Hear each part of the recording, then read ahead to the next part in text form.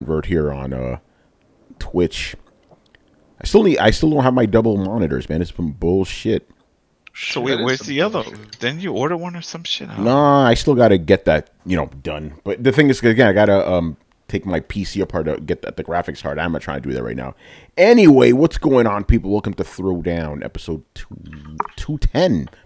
I'm your host, Tony Polanco, and I'm joined by Mr. Emilio Lopez. Sup, people? How's it going? Chris Seeley. Hey, what's up, everyone? Brian Manjoma. Hey, Tony, where is Carlos? It's a good question, man. I don't know. We're going to find out soon. Brett Murdoch. What's up, people? Adam Vale. It's almost Turkey Day. Back from Korea, Mr. Carlos Romero.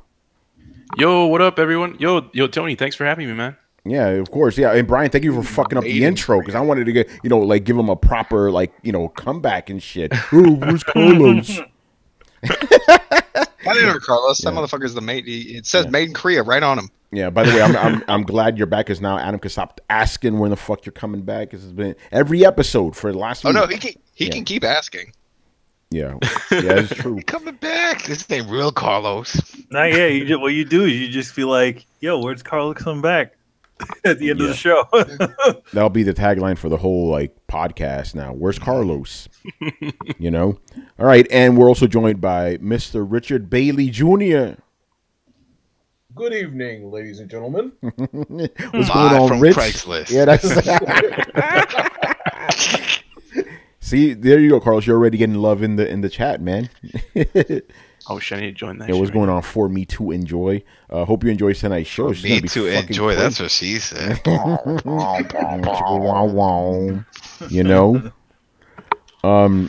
don't even think I want to hesitate. I want to jump into it. One of the things that's fun about doing Throwdown is we could have shit planned out, ready to go, and then things will just change. And we got to shift gears, man.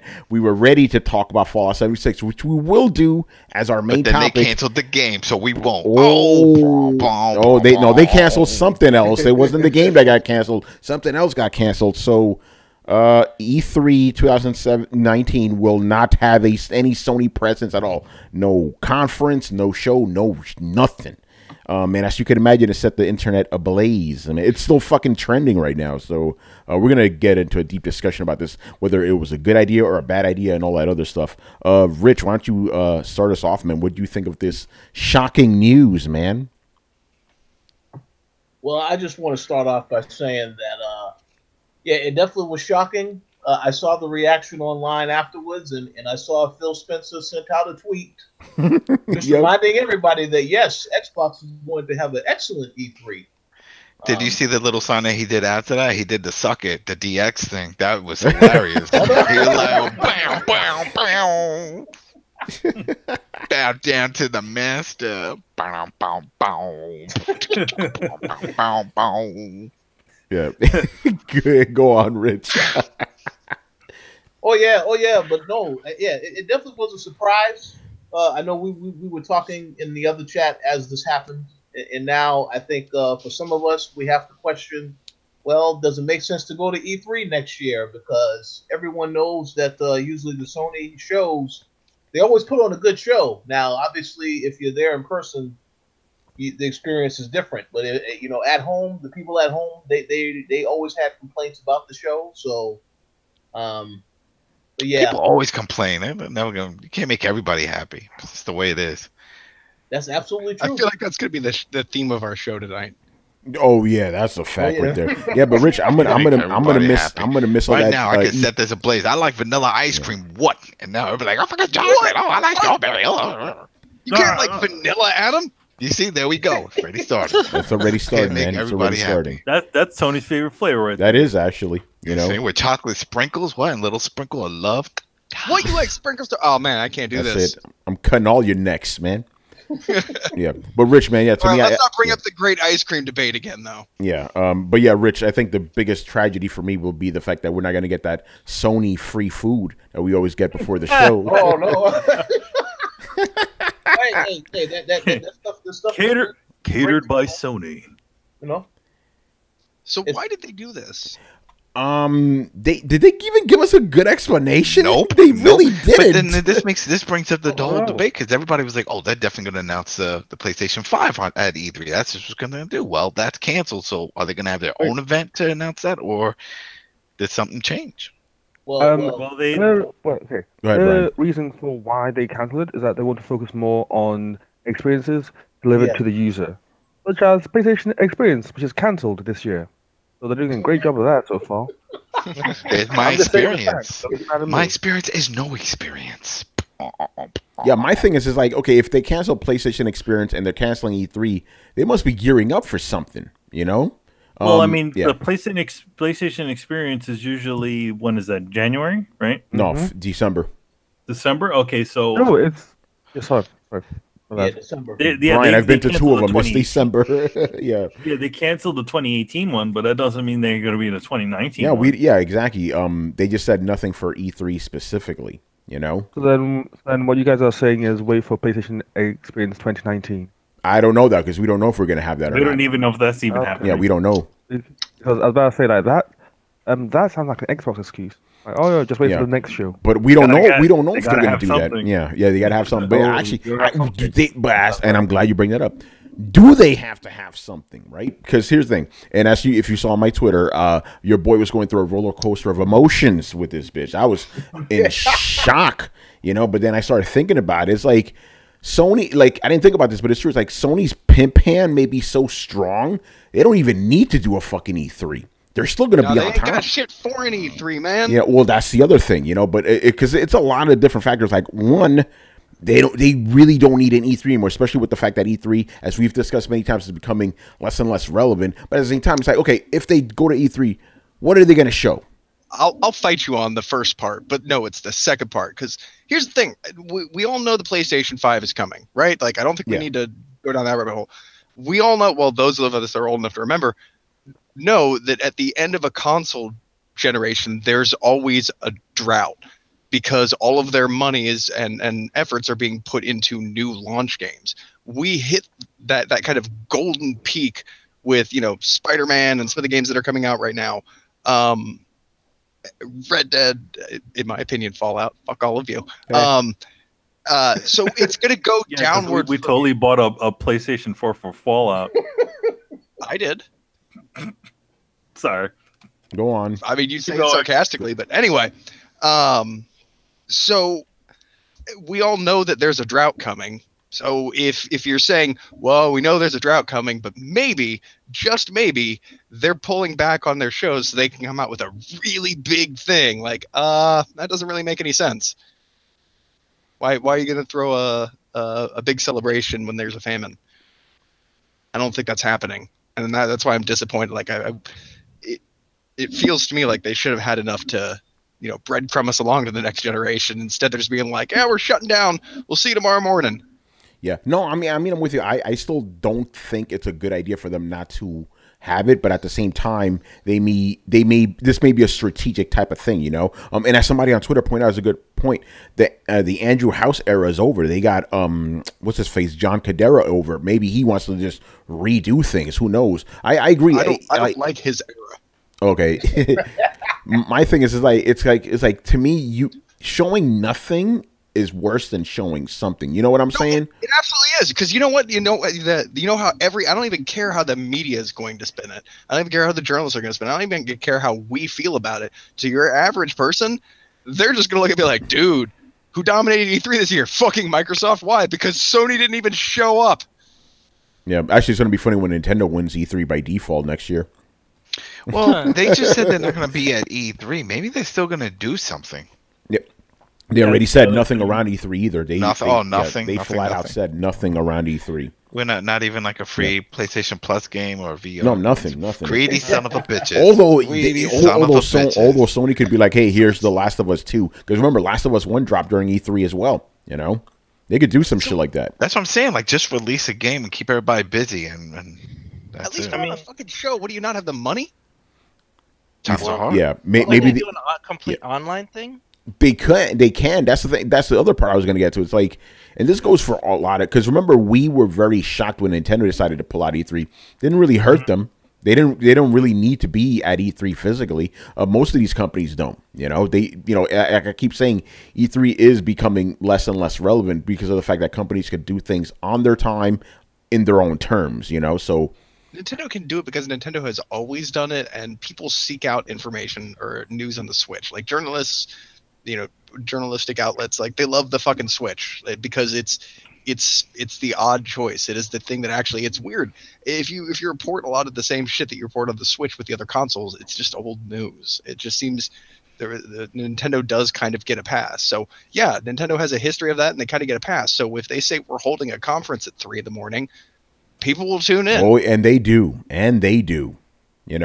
But even with Microsoft, people are like, oh, what happens if Microsoft leaves? They already kind of did, though. This year they weren't on. They weren't on their the actual grounds. They weren't even in the room. They weren't. Yeah, they weren't. They literally weren't in the room. Look what happened with EA too. They had their own thing. I think that's what's going to be happening. They that still worked out did great. something at the time, though. Yeah, no, I agree with you. Sony should do something. So I'm wondering, this has to be some kind of strategy on their part. What it could be, I don't fucking know. But that's also what. Yeah, go ahead. We had a conversation not too long ago about how whenever E3 dies, and it will die. Oh yeah, that's coming. People said that something just as big will pop up. It's not gonna happen. Every company's shit. Yeah, everyone's gonna do their own shit. Yeah, you don't need, because here's the thing. You don't need that one big central thing anymore. You could have your own thing during several times during the year anymore. You know what I'm saying? Like, people aren't just relying on. People aren't relying on magazines anymore. Why share your space with others when you can do your own shit and save yourself some money, because EA space is a lot of money. So yeah, I expect E3 itself will be in the way we understand E3 will be done in the next 5 years. I honestly believe that. And also, let me also add that just because a company says that they're not going to be at the show floor doesn't exactly mean that they're not going to be at E3. The thing is, Sony have stated that they're not doing anything. Yeah, they flat out said that anything publicly. Oh yeah, that's true. Think about it like this: Rockstar Games, right? They never announce anything. They're always at E3. They're there every year. Every year, they don't announce nothing, but they're always there. And what you're saying is that. Okay, so what you're thinking is that Sony are going to do something at E3, but do it completely behind No, we're not doors. saying they're going to do something. We're saying they're going to be there. No, we're saying they're going to be there. They're still going to be there. They just may not have anything. They may not have anything on the actual show floor. There are plenty of companies that are there at E3 that aren't actually there at E3. Yeah, exactly. And Rockstar being one of them. Yeah, Rockstar's there every single year, but you never hear about it. But no, they're not going to show something because they flat out said they're not going to show anything. But I guarantee you they're going to be there. Sony's the biggest dog in the game. You think they're not going to be at E3? They're going to be at E3. Yeah, whatever it is, it's like that they want to do. They want to concentrate on their online presence. Is that what they were saying? No, something like that. I don't know what the fuck they said. I got this email from the ESA, and Rich, you got the same one too. And by the way, ESA, they came off a little desperate. It's like, hey guys, we still have all these other companies coming to E3. Yeah, the timing was crazy. The biggest dog in town just decided to say, "Fuck you guys, we ain't doing it." But here's the thing: doing that show is incredibly expensive. My guess is, just to have that stupid square footage. Yeah. So, cut the middleman. That's what all these companies are going to be doing. They're already starting to do it. EA did it. Microsoft's doing it. Now Sony's taking it to the whole next level by not even being there. Period. And people are talking about this shit is like Sony's the first one to do this. You guys mentioned earlier, it's like Rockstar did this, Nintendo did this. Rockstar never was at E3 ever. They've never had any real presentations or anything like that. They've had their game showcase, but that's about it. Remember Peter Moore came out with the fucking tattoo, GTA 4. They had stuff like that, but never Rockstar never had a briefing or anything like that. But let's be honest, Rockstar doesn't need E3. No, and they pretty much implied as much. Yeah, or for example, Blizzard doesn't need E3 because they have BlizzCon and they have a whole fucking huge convention to upset their whole fans. Exactly. They still have their space. So. And didn't we talk about that before? It's like, okay, if Sony has PSX, why are they going to E3? We've talked about this before. You know, it's like because they spread themselves out too thin with all these like conventions. This year they didn't go to as many conventions, so they may be trying to consolidate things. You know, and it's probably they probably are gearing up for the PS5. But now this makes me wonder: will the PS5 come out earlier, like in 2019? Then, because think about, are you going to have 2 years of nothing? I don't know. I don't think it's going to be 2 years of nothing. I think there's going to be. We're going to know. What am I talking about? One year of nothing. 2018 is about that. My bad, people. Yeah. That's still 2 years of nothing, really. Yeah, that's true. Yeah, that's right. Because 2020 ain't gonna have shit until the end. You're right about that. I think they're gonna have a year of nothing. I'm a little like I said before. I'm a little bit afraid of Sony's hubris coming back, and this seems in line with that in the sense of like, yeah, wait a year, deal with it. Well, they're probably going to do something to start the year because they got Death Stranding, they got The Last of Us, they got the zombie games coming. Is going to be the first one out the gate. Yeah, Days Gone is the first one out the gate. They got the fucking Sucker Punch game. So Ghost of Tsushima. So like they still have a lineup that they can probably build a press conference or maybe like a small convention out of, in like the first part of the year. Second part of the year is I'm guessing they're probably going to hint at or maybe even announce the PS5 and say just stay tuned for 2020 for the full unveil or something. Yeah, that's a good one. It's interesting, man. Yeah, Chris, get in here, man. What are your thoughts about this? Well, it's interesting. There's two angles. There could be a financial angle of Sony just trying to cut costs going into PS5, and they eliminated the biggest piece of fat on there is E3, right? They're like, we're doing so well, we have great sales and whatever, so let's just cut this off. We'll do an online conference. We'll release some demos during E3 and call it a day, right?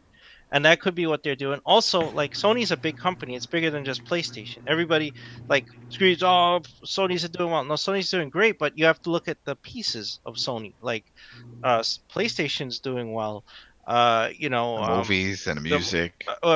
Music is profitable. Sony Pictures, not so much. It's like there's pieces. So whenever you have to pay the piper, you have to pull from somewhere. So, I mean, honestly, I've been saying this for years on the show. Like, they should really auction off the pieces of Sony Pictures. Just auction off those properties. Like, Sony Pictures is just dragging down the entire company. And they can't get it right. Like, Venom is probably the first thing they made that made money in, like, years. So Venom made money? Yeah, it did. It was number one for a couple of weeks, actually. Yeah. It did. I mean, and that's after bomb. Jumanji made some money too. Yeah, Jumanji's that also was last year. Crazy and big Jumanji is movie profitable, too. but they've had some major bombs off of some major properties that had huge budgets. But honestly, it's like PlayStation cannot prop up all these other things, and then they funnel money into these things to keep propping them up, and then it's something has to suffer. So in light of that, maybe that was the decision making. Okay, we're refocusing stuff on the pictures, or we're doing other stuff, so we have to cut back something. So E3 gets cut, right? And then we don't think it's fair because it's like PlayStation's doing great. Why are you cutting that shit? Why don't you just fucking do something with Sony Pictures, right? But we don't make those decisions. Yeah, that's a good point. Yeah, because Sony is propping up the whole company. Let's just be honest. You mean PlayStation? Yeah, PlayStation. Excuse me. Yes, PlayStation propping up the whole thing. Sony Pictures. I know they made some money with the Venom movie and Jumanji, but the electronics are not really selling like they should. What else is Sony doing? Electronics, movies, games, music. Music. That's right. Yeah. The label. Imaging. They sell cameras, which they're not competing well against Canon and Nikon, right? And then against smartphones. So they have all these little branches that are eking out, maybe just barely getting into black, and then you have Sony Pictures that has been in the red except for this year, and like Adam said, Jumanji and then Venom. But then they, we won't go back into Ghostbusters and all this stuff. They sank tons of money into those properties. They bombed completely, and they were losing money. The only movie company losing more money than Sony is Paramount at this point. So they're doing terribly, but if they want to continue in there, they have to pull from somewhere, right? And the best part of Sony is PlayStation. So PlayStation is propping up the rest of the company, and then it suffers, right? And I think that's a shitty thing to do. I mean, yeah, they may logic like, oh well, we don't really need this conference or whatever. It's just tradition and there's other things. Yeah, but it looks bad. I mean, the optics look bad. So I don't see how you justify that. And well, okay, so you could eke out 3 more Venom movies and whatever, and whatever. My beef with this is the people that really lose out are the fans. Like, I get that you can broadcast a conference over the interwebs all you want, but the spirit of a lot of these things used to be kind of like congregation and fan appreciation. Like, let's get all the people in a room in a room that love this thing. Like, at least that used to be kind of the pretense. And but the thing is that nobody ever outside of the industry ever went to a Sony press conference. Even this year's press conference, it was all industry people. Well, no, I know, but I'm saying, like, by dropping out of E3, because like even that, like, what does it matter? Because, well, I mean, other than that, this year was the first year that they fully opened it up to, well, in the second year that they fully opened it up to that's exactly my point. They opened it up to the public, and Sony bails. But like, I don't see that, like, it's like, you're like everybody, the years you're talking about, the years of the congregation. It's like, this is only I'm not talking about I'm not talking specifically about this. I'm talking about just like cons in general. Like even BlizzCon. Like, yes, it is a marketing tool, but the spirit of it is everybody who loves Blizzard games should come here and have a big weekend. Like, I say this as a big fan of Comic-Con attending. Like San Diego Comic-Con, right? When you go there, like, yeah, there's a bunch of stuff there, and yes, it feels a little like advertising to a certain extent, but you also realize that these guys aren't making a ton of money. It feels like fan service. It feels like a big party, and it's an awesome thing to be able to take part of as a fan.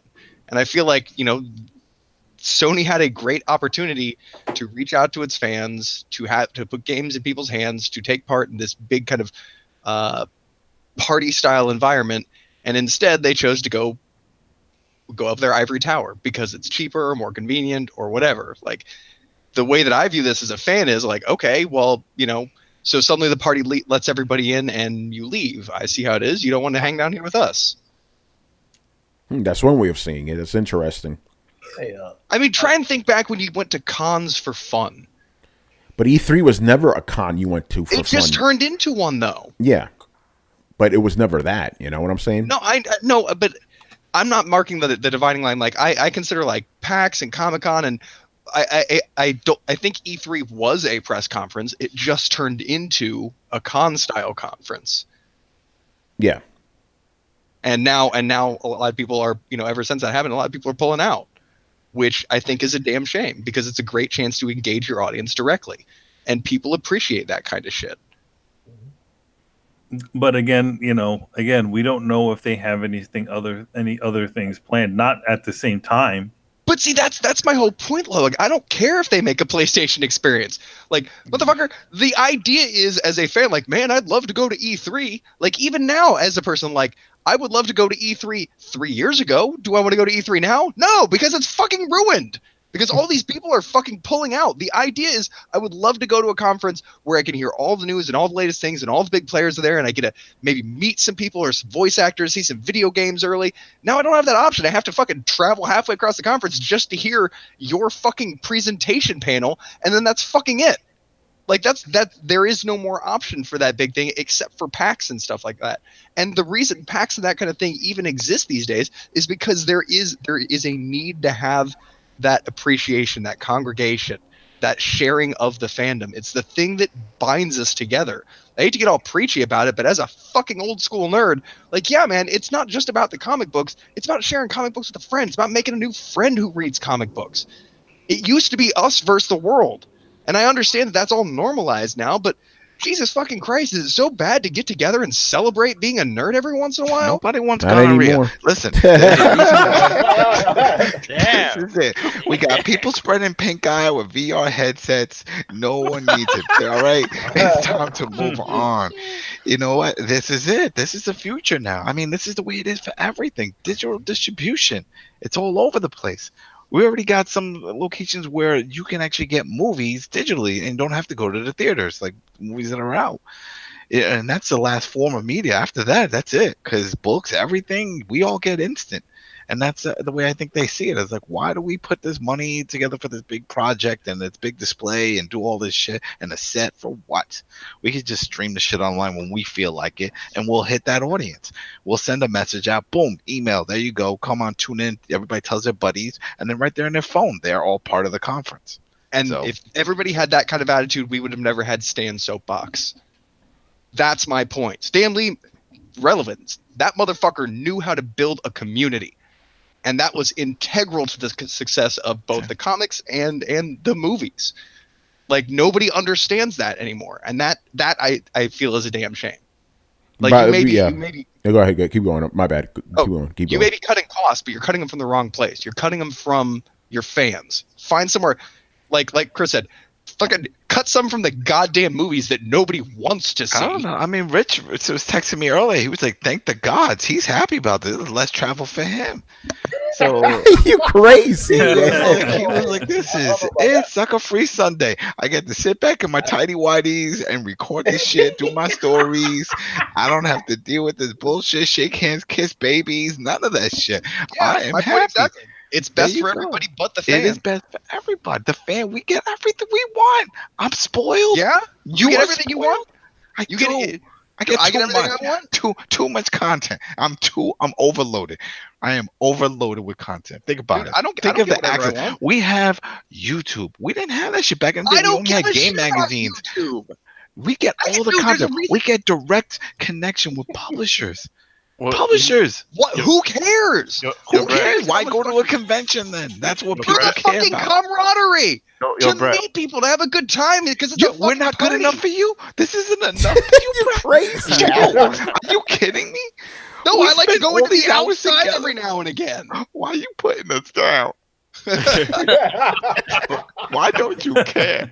I mean, Brett, nobody goes to cons for camaraderie. You go to buy shit, man. I can appreciate your sentiment, but and this might be the nail in the coffin. How many E3s have you been to? I haven't been to any because they weren't open to me for the longest time. And then the second it opened up, and now that I can go, everybody I would go to see isn't fucking going anymore. I mean, the maximum. By the way, the maximum answer to that question is like 1. By the way, like I can't say more than 1. That's a loaded question. Yeah, but by the way, even as a fan, you can't go to the press conferences. So I know. Just keep that in mind. I mean, to be honest, like everybody, like last year, this year, everybody was complaining about the Sony convention with the Sony press conference because there's all those intermissions and things because they essentially were whining and dining everybody that was there, but everybody at home wasn't even getting a sense of what was going on there. No, but at least they had stuff on the floor. Yeah, they did. What they had on the floor was the same. Was also being the fact that E3 is now open to the public. They're not going to have anything there that you didn't know was going to be there already. Dude, I think you guys are. I think the fact that we have a panel of professionals here is obscuring you guys' view. Like, okay, so answer me this: when I went to San Diego Comic-Con, why did I go? Why did I spend $3,000 and go halfway across the country? Because you wanted to network and get a fucking job. That's why, dude. And before that, though, I had always wanted to go, and I was willing to, and I was trying to. The thing is, it's like you wanted obviously the full experience, which makes sense, right? I understand that. But at the same time, you're not going. When you go on the San Diego Comic-Con floor, you're not going to see unless you're willing to. Thank you. Unless you're willing to wait on a whole bunch of lines, you're not going to see anything. No, yeah, you can see the panel or you can see the stuff on the floor. Like, and I get that you can't do everything. I get that, but when I go or whenever I went, like, okay, so maybe I got to see a trailer a few hours before it was put on the internet. Like, there's no logical reason. Like, there was nothing I couldn't get there that I couldn't get off Amazon for the most part. There was no information there that was exclusive and timed that I couldn't have gotten just a couple hours later. Like, according to all your guys' reasoning, like there should have been no excuse for me to go out there.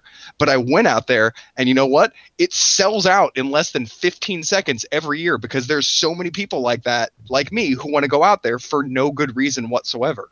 So with that being said, I have trouble wrapping my brain around the fact that, like, do you guys really think that there's no point in anybody going? Because if there's no point in anybody going, why are the tickets so coveted, and why do they sell out so fast? I think it's the E3 does not sell out. Yeah, it didn't sell out. I think it's really more the allure of it. It's like, oh, you know, because people. Hold on, let me finish. People have these dreams about what E3 is. Let me tell you the reality of E3 for a fan. You go there, you spend hundreds, maybe thousands of dollars on flight, hotel, and all that for the privilege of spending hours on a fucking line. That's the E3 experience for a fan.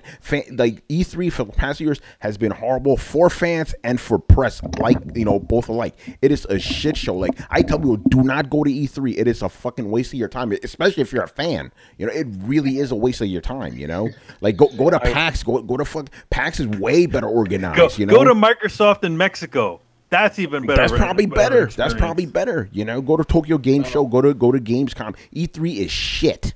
You know. That's just the truth. And I'll piggyback of what Tony just said, and also mention that, Brett, what you want, the onus is on you to get those things done. On the fans, on the people who want to congregate, who want to get together, to want to have all these experiences. Friends to shit. That's you mentioned Reddit. You mentioned you're in Reddit forums and stuff, like and converse with other like-minded people about video games. Why don't you guys ever try to get something to get together? Like, you can do this. Like, you don't need E3 to do what you want.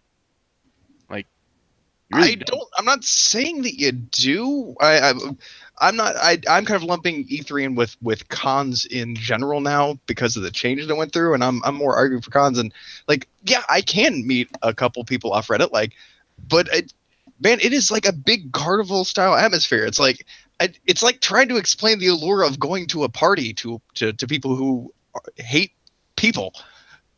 I think I'm not saying that's what it is. I'm saying that's what it feels like. You're like, so why would you go out and drink with other people when you could just drink at home and not spend the gas money? No, I get it. You want to go there for the whole the atmosphere of it. There's people, like-minded people around you. There's fucking, booths with art. There's people in cosplay. There's expensive ass food. There's the drinks at night, the parties. I understand all that, right? Loose women. But the thing is, and this is the point.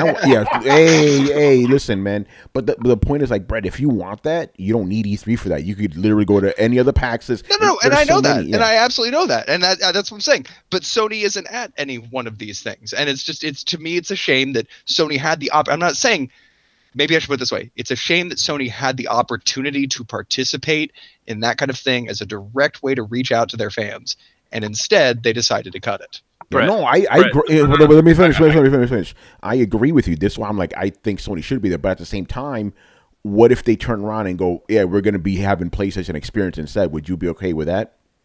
Not as okay, because again, the idea is you're kind of the idea for this kind of thing to work for fans is to have a bunch of people in one. Like, I can go to a Kid Robot convention, I guess, but if there's a Kid Robot booth at an art convention I'm at, it makes me really happy, because then I don't have to go specifically for the Kid Robot thing. I could see a Kid Robot booth. I can see a comic booth. I can see a video game. I can see all of these things in one place. And that is the appeal to me as the person who would be attending this con. And I don't understand why companies don't realize or recognize why it's less convenient for a consumer to go to one place that a bunch of people are than it is, or why it's more convenient for a consumer to go to a big place where a bunch of people are than it is for that consumer to go to every single show put on by every person that they like.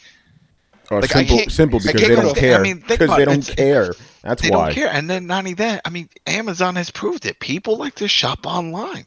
people are buying shit. So if you want all that stuff at the convention and stuff, you could buy it online. They could announce it through their live stream. Hey, click this button below, get the super fun cool pop that talks and says curse words. They can do whatever they want, and people will do it.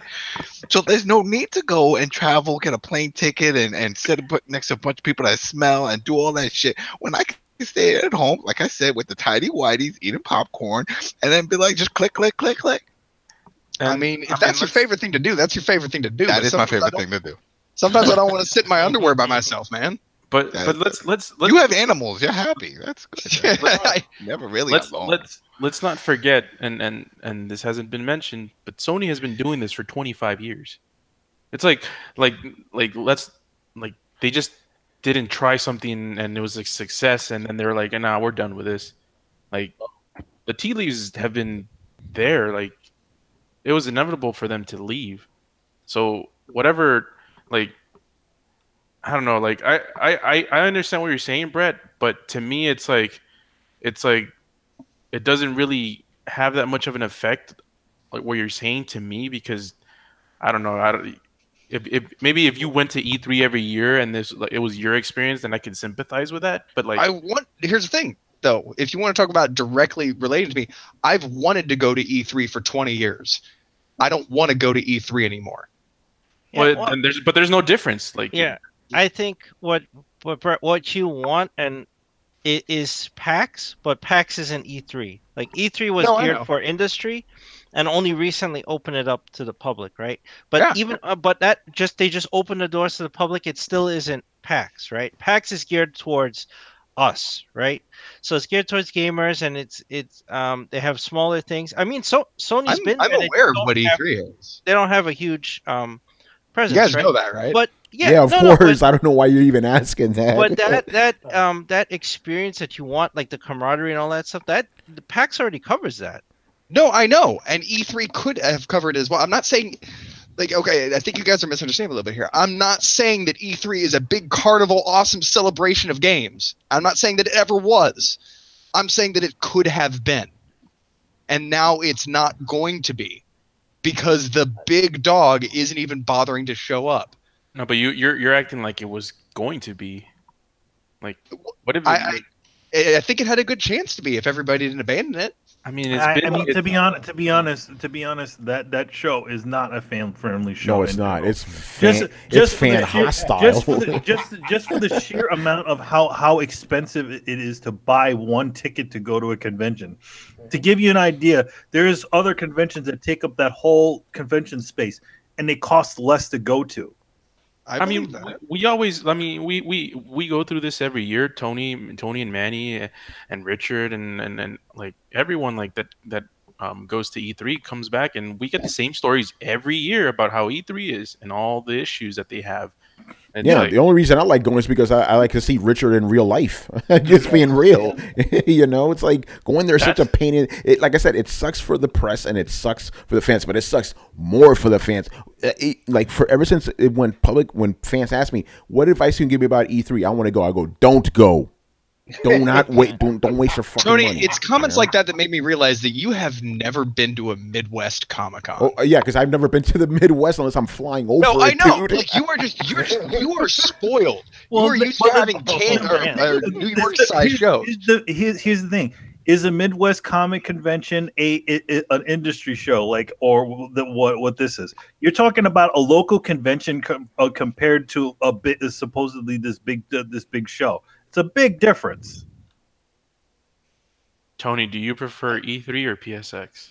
PSX, easily, and I'm going to tell you why. Because, and it's okay for me as a press, I get to see all the games I used to. And if you're a fan, you know how long you have to wait on a line? 15 minutes tops. You can play every fucking game you want. You know, that's what we were telling me. Like, yo, I played all these games. I don't know what to do tomorrow because there's 2 days. I'm like, PSX is way fucking better than E3. Such a great experience for everybody. It's not fucking crowded, you know, and that camaraderie, Brett, it is there. Like, you feel that shit. The energy is so positive at PSX compared to E3. E3 is everybody's fucking upset and nasty and shit because, you know, that convention center is so horrible, and then the way it's set up is just like very anti-human. Like, humans shouldn't be in those kind of positions, you know. But PSX is fantastic. So if that's what Sony wants to do, that's kind of better. As a matter of fact, that Microsoft thing they had this year, Rich, that was really good too. They had their own little section. People could hang out there, talk to developers and shit. That was good. I don't like the way EA did their shit though. I'm just being real. EA put on the carnival. Ooh, that was not fun. But yeah, Carlos, to answer your question, PSX 50 million times better than E3. I believe that. I believe PAX. I believe there's a lot of shit that's better than E3. I believe as a video game convention, PAX is better than E3, and it's not even a video game convention. To be honest, it's like the sad thing is that like we wish it was like you took the fact that all the developers are at E3. What if all those were at something like a PAX? Oh my God. Yeah, because let's just be honest, PAX shows a bunch of bullshit we don't care about. But imagine if you got good games at PAX with that same audience and that same setup. That would be amazing. Don't you think it would be easier to fix the fan and that's my point. Like, don't you think it'd be better to fix the environment of E3 since you're already drawing all the names than it would be to draw all the names? It took them 2 years in a row to even get it to even to this point, and it was still bullshit. And I still believe. So how the hell would we as an industry, or how the hell would the whole industry decide what show is going to get all the announcements? Then? Why do we? It's never going to be unified again. No, it's not. But that's the whole point. It's never going to be unified again because there's a need to be unified ever again. We don't need that anymore. We could get these companies can announce anything at any fucking time. Look at Nintendo. They have a direct every month essentially. They don't need E3. They could do that shit online now. None of these companies need E3 anymore. E3, that's what I'm saying. It's irrelevant now. So you're saying if there's a fan out there who is willing to pay any amount of money to go to a place where all of their favorite companies are showing stuff, that person can just go fuck themselves because the world doesn't need what they want. No, I'm saying that fan, that thing he wants is not going to exist in 5 years. It's not going to exist in 5 years. And that's a fucking shame. Maybe it is, but he could still watch all this shit online. So he's still getting that news. He may not be getting that, physical, like, hey, I'm going to this thing. But at the same time, how many fucking local shows don't they have? Go to one of those if you need that, That's just the reality of things. A lot of them are pathetic, dude. They probably are pathetic, but, can beggars be choosers? You know what I'm saying? And by the way, Brett, you're a fan of StarCraft. You're a fan of WoW. BlizzCon is a fucking huge-ass fucking event. And that's just fucking Blizzard. It only has Blizzard games. Yeah, but it's still fucking huge. Like it's. Yeah, but it only has Blizzard games. There's not enough that Blizzard does to keep me entertained, so I'm not going. Whoa. Damn. So, but you're not. You're there. So I thought you're there for the camaraderie. It's like. Oh, Brett. He just doesn't like. He doesn't like being in the same. No, Brett just wants to Brett wants like an all-you-can-eat buffet, which I understand. Again, Brett. Here's the thing, just so you don't misunderstand. I am with what you're saying in spirit. I'm just saying the reality is not that. Understand? But I know the reality is not that. Yeah, I'm with you in spirit. I'm totally with you in spirit, but that's just not the way it is, man. I understand. I understand. Like, yeah, it's a consolidated event where you get to do everything once a year, right? And it's fun, but it's like you can have a PSX and let's say Throwdown, the whole Throwdown crew, Coalition crew, like we all go. We're gonna have the fucking time of our lives, and it's just Sony games. It's like I don't care. Like I want to hang out with my fucking friends and play games. I don't care if it's every fucking game. I don't care if Grand Theft Auto's not there. I don't care if fucking Halo's not there. As long as I'm playing like good games and I'm with friends and we're talking about video games and we're shooting this shit and drinking fucking beer and eating singing Christmas songs. That shit is enough for me. Like I ain't saying it's not enough. Don't get me wrong. I'm not being fucking entitled motherfucker here. All I'm saying that is, yeah, like that's enough. But if you want that consolidated experience, I feel there should be an avenue for it. And I felt like this could have grown into that avenue. That's all I'm saying. What E3 showed us is that idea is indeed too. No, I was gonna say too big to fail. Well, it's already failing, bro. Oh no, it's failing. Yeah. But I knew, like, when I was about to say it, I knew it was the wrong expression. But it's failing because of the kind of shit that Sony's doing. It's failing because the big players have decided that it's no longer necessary because it's cheaper on their bottom line to just put the shit out over the internet. And so in response, there's less demand for these guys. They're like, the E3 will die because of sponsors pulling out, not because of lack of people. Also, you also have to also talk about the ESA because they're not a very good bunch of folks. Yeah, I mean E3 already almost died in the early 2000s. Oh yeah, this that's already right. Almost happened. E3 almost collapsed. And this was before streaming was even a thing. You know, yeah. E3 is about to die. And you got to ask the question, like, I don't think Sony. I mean, I mentioned the monetary stuff, right? But really, they negotiate behind the scenes. We don't see all this stuff happening. They may be. Oh, Chris, you're cutting out, bro. No, I don't think he heard. They're putting a hold on his shit. He's talking too much smack about him. Yeah, Chris, man, they silenced you, Chris. Yeah, Chris, they silenced you hardcore. Trigger words. Oh man. Anyway, go ahead, man. Say that again. What I'm saying is, like, when the ESA and companies like Sony negotiate, remember, price is important, and there's reasons that it's not just corporate greed. You can't look at one side. It's like it's Sony's fault that they pulled out. Well, what is the ESA doing? The ESA is squeezing everyone. They're squeezing ticket prices for fans, right? They're making more money on that end, and then they squeeze the showgoers. They squeeze the publishers for the convention space, and they're just making money. So there's no reason to keep paying additional prices for the ESA just because they feel like, hey, we can make more money off of this if we open the doors to the public and we could squeeze all the demonstrations. Yeah, so these guys pull out. They're like, what is the ROI on this? We're not getting much, and we could do this shit Nintendo did or whatever and just stream it, or we could do PSX. So they look at it and go, this isn't viable anymore. And ESA had a chance to make this more viable when they almost collapsed the first time. And they didn't do it. They didn't take the steps to become more like PAX or whatever. They just kept squeezing everyone, and now they're reaping what they sowed. And if more guys pull out, like that's their fault. And to be honest, like a lot of, I mean, if you you've got guys that have never been to there, but there is a lot of empty space inside of the E3 convention. A lot of empty space. The second hall, which was filled to the brim with developers, was literally just half empty. There's sections of it that were not even there, because only guys who could afford to be there are all the big dogs. And then what about this? Before you used to be able to go to the first E3 we went to, they had a lot of smaller developers out in the outskirts. There was no empty space at those first E3s we went to. There was no empty space. This year it was like the dead zones because it's too fucking expensive. So you're right. The ESA is squeezing everybody, and that's forcing them to leave. Which is really sad. And then look at this fucking. I'm sorry, this email is disgusting. It's talking about how many numbers they brought in. It's like the E3 was never about fucking numbers and attendance and all this other shit. It's sad, man. And as guys that have been, watching E3 since we were fucking kids, this is all sad, but it's just the way it is now. What can you do? All this means is that this is, to be honest, the ESA and E3 going down is a good thing because it means that somebody else could step in there and do it the right fucking way. Yeah. I'm just afraid that's not going to happen. But I hope you're right, Manny. Like if we have to burn the damn house to the ground so that we can set it up right, I'd love to see that. I think that's the only thing we can do, to be honest. I think that should burn, to be honest. Yeah, I mean, don't get me wrong. I agree. It's all mismanagement, and exactly what you said. Like when you used to go, there used to be no space. Like that's why I say I want to go to E3 10 years ago before it was fucking ruined by mismanagement and sponsors pulling out.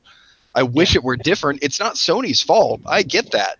It's just it's a lost opportunity, and that makes me sad. I would have liked to have seen them try and reinvent the show to be more like PAX while keeping the talent, and I felt they had an opportunity to do that. But they have just mismanaged this thing into the ground, and that's no longer an option. Yeah, sadly. And the people that lose out are us.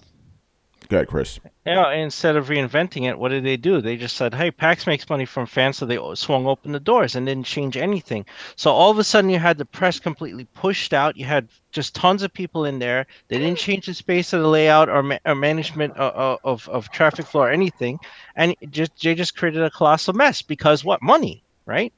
So the ESA is completely mismanaged the show. It really deserves to collapse. It does. Well, they should have segregated press and This year they did. This year they did. Was the first time they did it, and it was actually quite a bit better. Yeah, like Rich, you already know, like all our appointments were upstairs, which was fantastic. We didn't have to go on the show floor at all. Yeah, a lot of the studios are taking advantage of the office space at the top. Yeah. As a matter of fact, when I went to Comic-Con this year, I'm like, fuck, I wish they could do that at Comic-Con. I still have to wait through all that bullshit, Mm-hmm. But yeah, the ESA's fucking up. Everybody in the chat seems to agree with us on that one. I think we just brought it to what it was. Yeah, ESA was ultimately fucking all this up, Yeah. Well, I just want to make a quick comment. I think that there has been a lot of excellent points across the board, but I just have to ask a very simple question. What could Sony have shown that they haven't already shown us? That's the other thing. But that's probably it. This is probably it. They probably said, you know what, there's plenty of games that we have coming, but nothing's really going to be worth showing. They're going to show you another Death Stranding trailer. Yeah, you know what I'm saying? Sony would just, it would just be a bunch of third-party stuff. They really didn't have nothing, Yeah, so they're like, well, because we could be talking all this shit now and then find out, well, we'll come back next year. We just can't do it this time. Oh, okay, there you go. Done. They're gonna talk about the PlayStation Classic and how it uses a open source PlayStation emulator. They'll have dreams transitions, but not actually show the fucking game. Yeah. Let me give you the reverse ask. You want to know something crazy? They did have a dreams presentation, and I don't know why they didn't show it. They did not show that on to the because they want you to dream about it, man. Come on, we went literally. Dream about dream. We literally went to a Dreams concert. Yeah, we were at the concert. After the thing, I even have the video of it. Literally after the thing, after we were outside, they ran us back in and they're like, yes, please return to the inside for the third part of our presentation. I'm like, okay. we got that jackass outside talking about stuff. Oh, yeah. What the hell is that about? Brett, what's the reverse question you want to ask? So, Rich, what is Microsoft bringing to the conference that demands that they have a presence? Yo, I was going to ask the same thing. That is a very, very good question. I would hope that it's games, but considering... But remember, it's those two consoles. Oh, what? You talking about the next Xbox? Yeah. The next box? The next box. The next box. The one that fits in your pocket, projects on the wall. What? The next box. The one that has so many fans that it floats. The one that actually does have an app that's coming to the iPad and will support your Xbox controller. It's actually a drone with Neuralink. Oh, can't wait. Honestly, Microsoft is better just doing press conferences in Mexico. Damn. Why does that sound like a harsher burn than it is? Damn. I'll just say this. Go ahead, man. Maybe Sony saw that and went, "Oh yeah, they didn't have anything that time. Like, we don't need that. We don't need that to show up.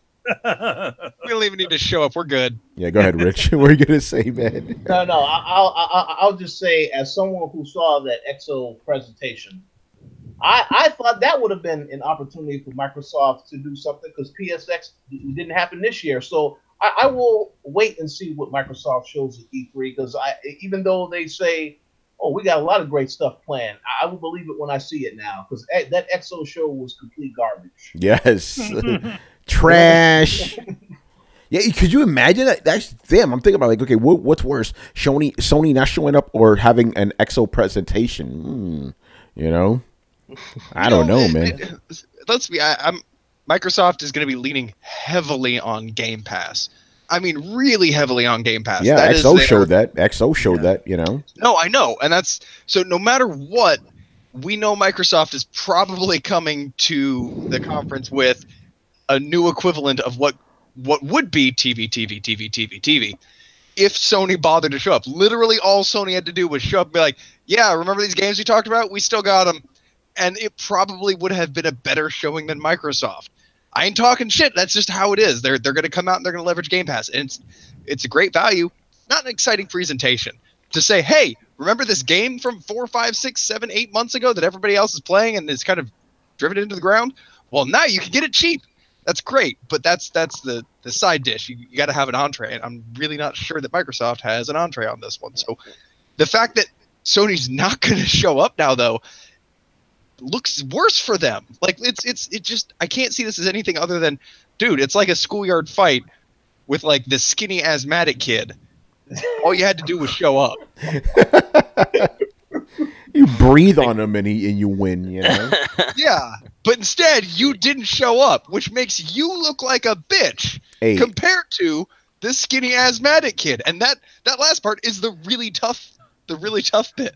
I want you to go like just randomly just go over to the Sony building and be like, "You are a bitch," and then walk away. They sold that building too. I mean, like Sony probably like went over their plans and they were like, okay, so what's going to be the highlight of this E3 conference? Like, I guess it's going to be Death Stranding for the 4th time in a row. We're not going to put anybody. We can't be putting people to sleep with Death Stranding trailers again. No, Carlos. Death Stranding. That's a PlayStation 5 game now, right? Yeah, right. Yeah. Oh my god. So you're saying that Sony looked at what they had and they said, "What do we have that's new?" Well, nothing. Well, what do we have that we haven't showed 4 times? Nothing. Well, we could show the same thing again. No.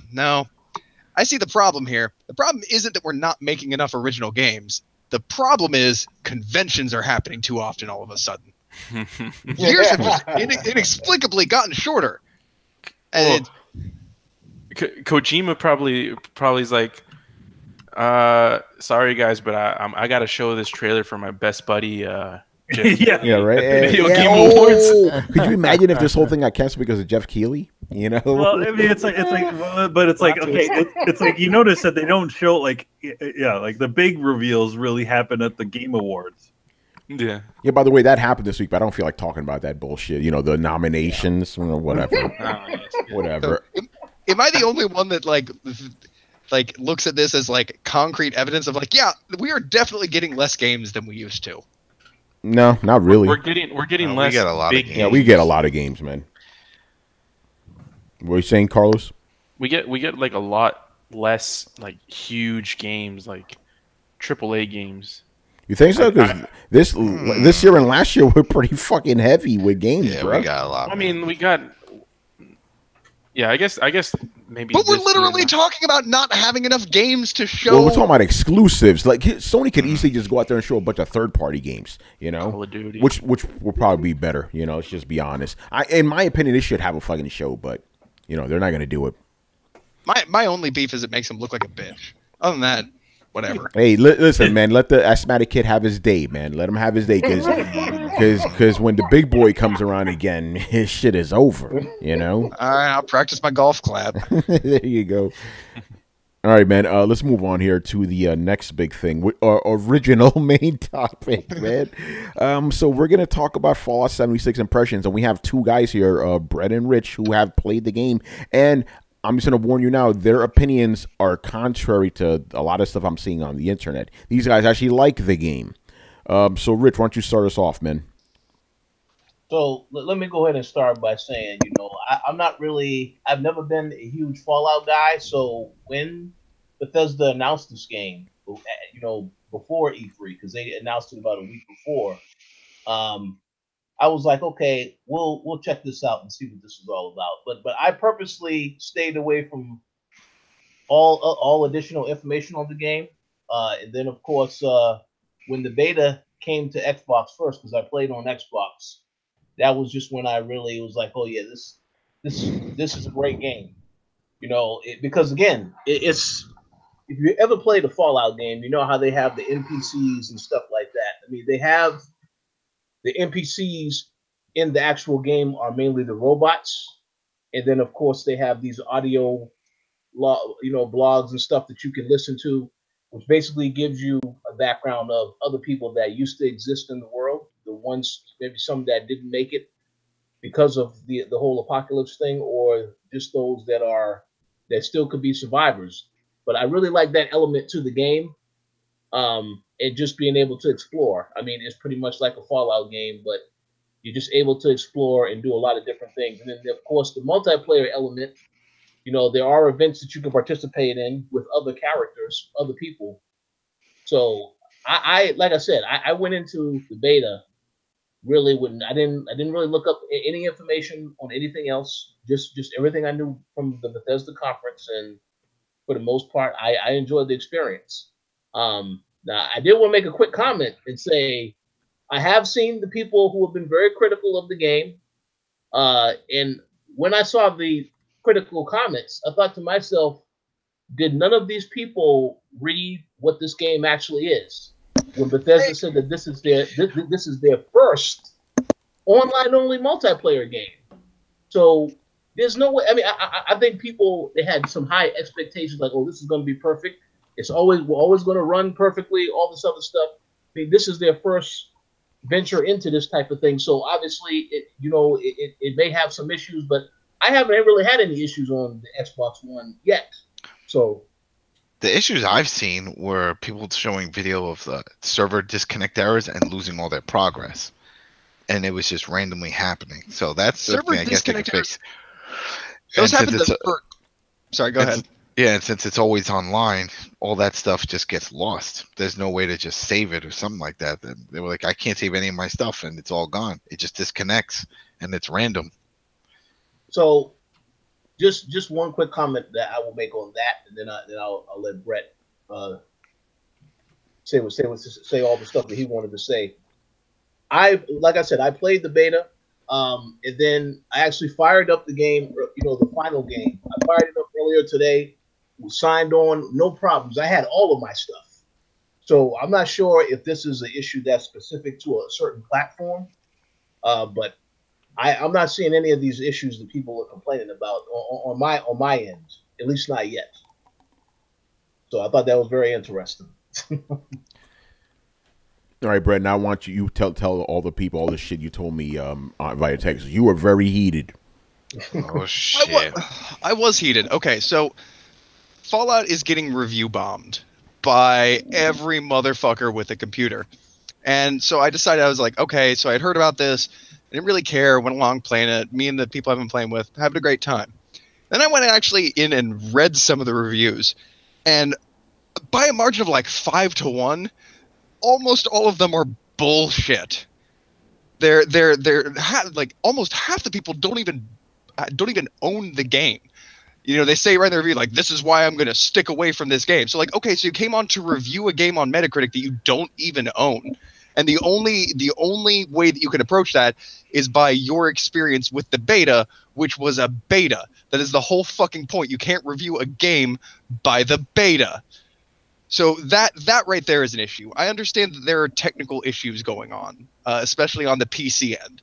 I can't really mention to that other than, yeah, it's Bethesda. They're sloppy coders. But as far as in-game mechanics, I've actually experienced shockingly few bugs, like less than normal for a Fallout game. Part of that is the kind of standardized nature of the world. It's not everything is dynamically placed with full physics, so you don't have any like the twitching bottle that is making a racket jumbling around the corner or anything like that. So that's kind of to be expected. But my big beef with all of these people bitching about it were people talking about, well, this doesn't feel like a Fallout game. What is a Fallout game without random encounters and heartbreaking stories and the thrill of exploration? I'm like, this game literally has all of that. Have you not been listening? There's audio logs everywhere, like Rich said, and they tell stories in fully voiced audio, and they lead you on little mini quests. And just like every other Bethesda game, there are quests that aren't even actually technically quests. They just lead you from one place to another, and that leads you to an audio log, which leads you to another place. And you actually have to put in the footwork. It doesn't necessarily go ping on your map. Here you go. So there's a lot of little depth stuff to it. But overwhelmingly, the issue seems to be that people are thinking, well, this isn't a traditional Fallout game.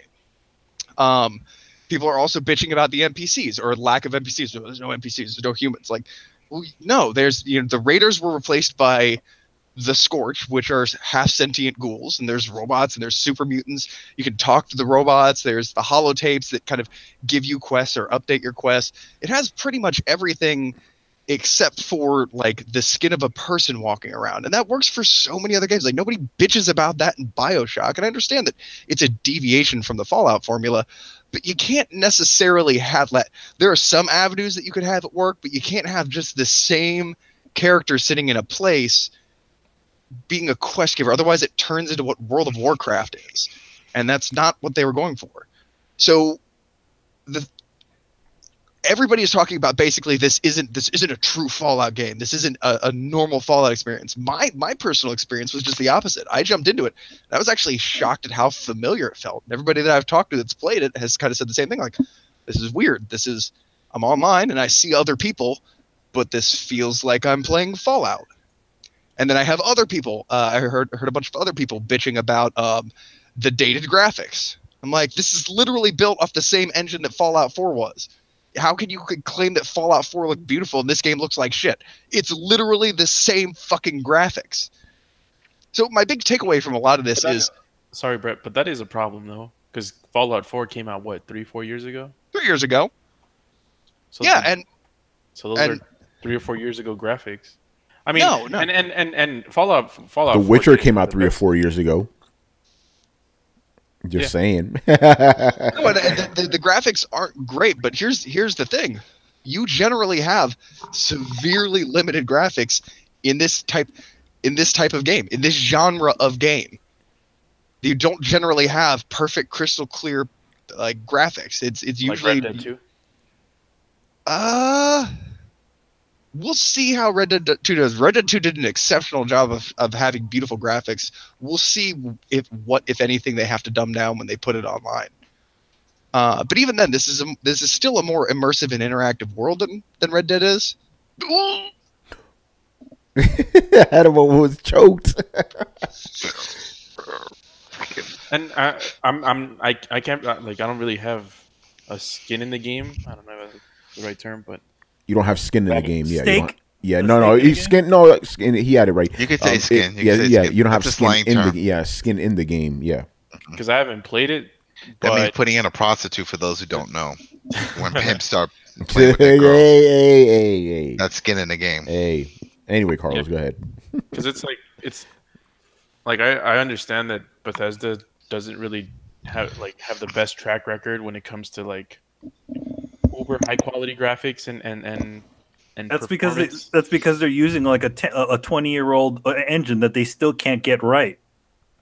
Yeah. So I'm just trying to like see how much of it, because there's a clear bandwagon of people who are just jumping in to hate on Bethesda and Fallout. You want? I mean, start like one question. Like I mean, one thing. Why is it? To be honest, I mean, it's not really a question, but I mean, it's like one thing. I think would everybody be complaining if they just called this Fallout Online? Yeah, Manny and I were talking about that. I think if they would have called this Fallout Online, I think half of the complaints would have gone out the window. Because Brett, I would have thought. No, here's the thing, Brett. You were saying like, didn't people do their research? No, they didn't. Most people don't do their research. Most people hear that it's a Fallout game. And they're like, "Oh, it's a Fallout game," and just because of what was established, that's it. It's like this. It's like the same. Wait, Call of Duty. All the people bitching after it came out. Where's the campaign? Didn't you hear? There's no campaign in this one, sucker. Mm-hmm. But Fallout Shelter was never confused with a Fallout mainline. It's not Fallout 5. It's Fallout 76. What do you think they just skip? That looks nothing like a Fallout. Like 70 entries. Fallout Shelter looks like a totally different game. If you were to put this version of Fallout next to the previous version of to the actual other version of Fallout, you'd be like, oh, it looks pretty close to each other. Okay, it looks like another Fallout game.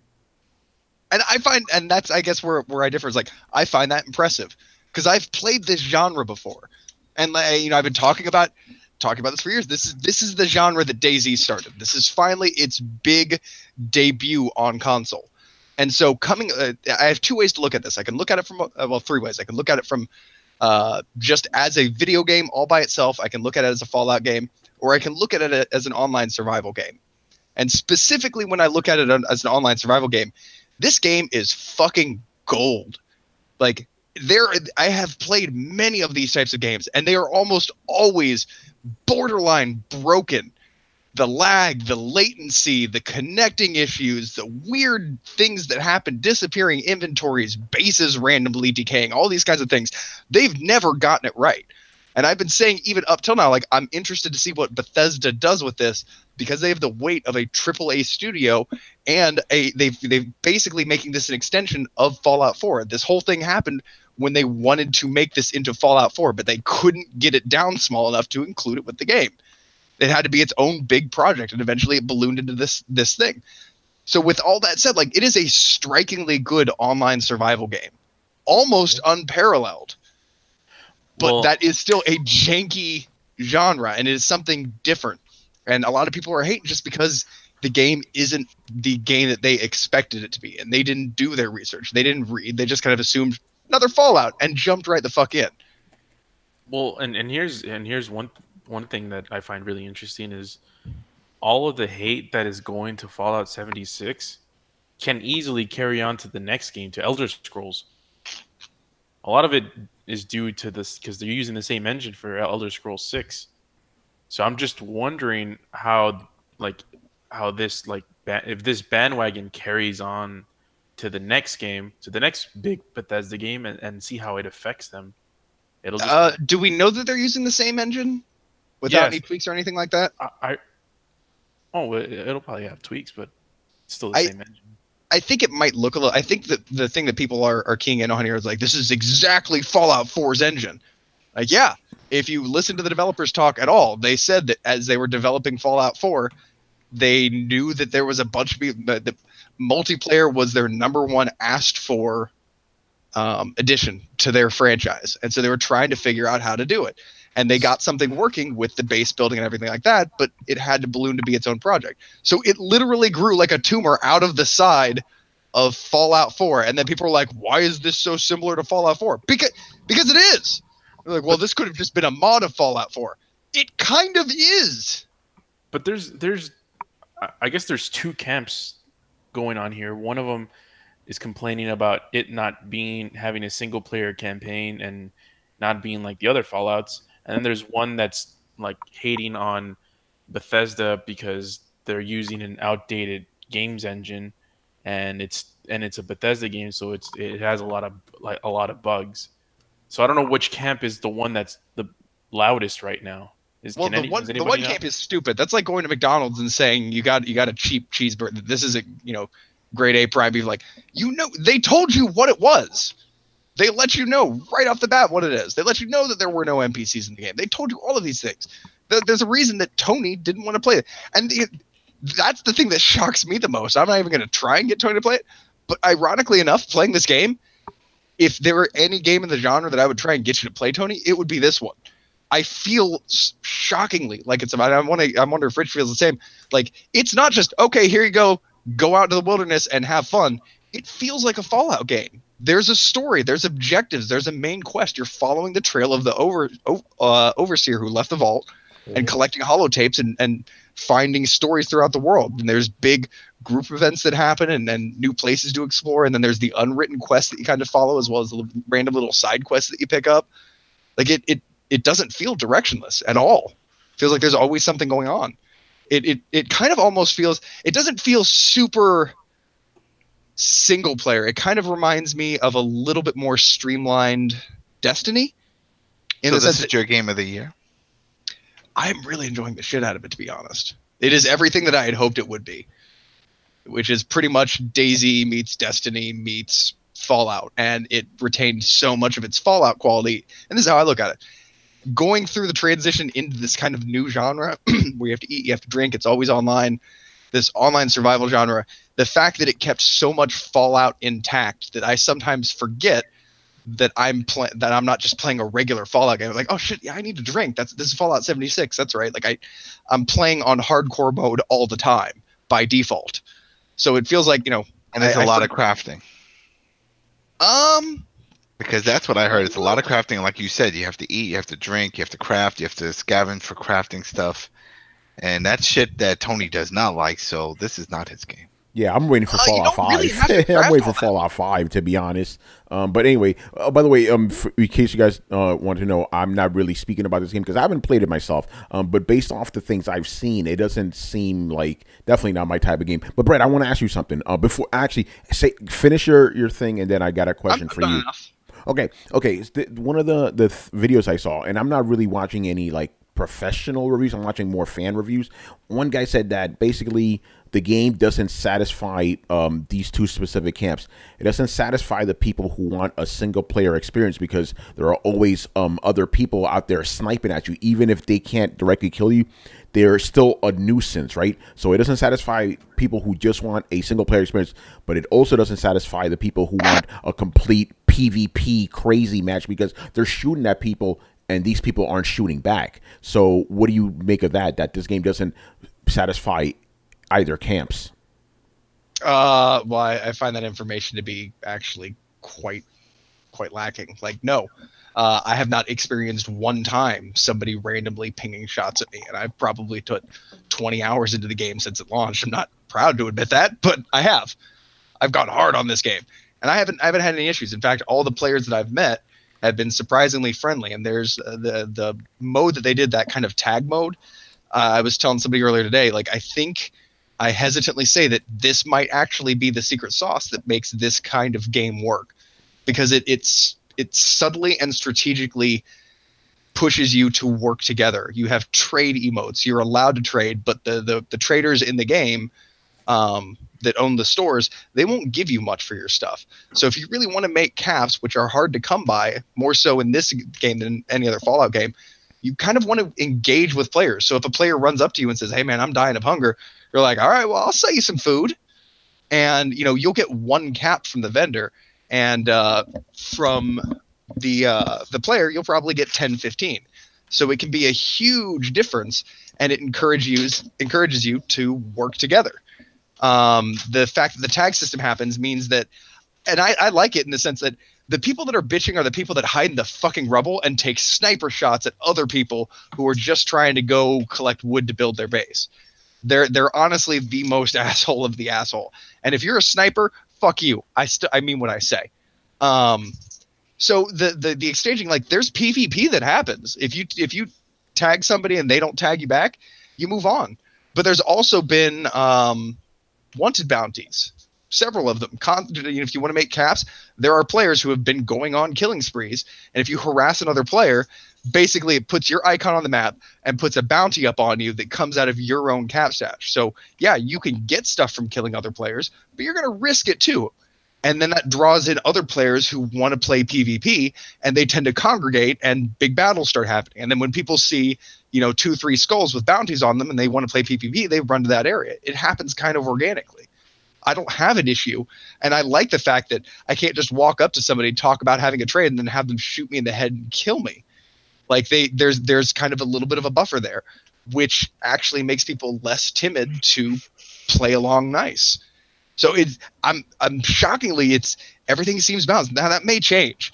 A lot of times in these games, people start off working together. I remember the first days of GTA Online, like, I had random people robbing, liquor stores with me.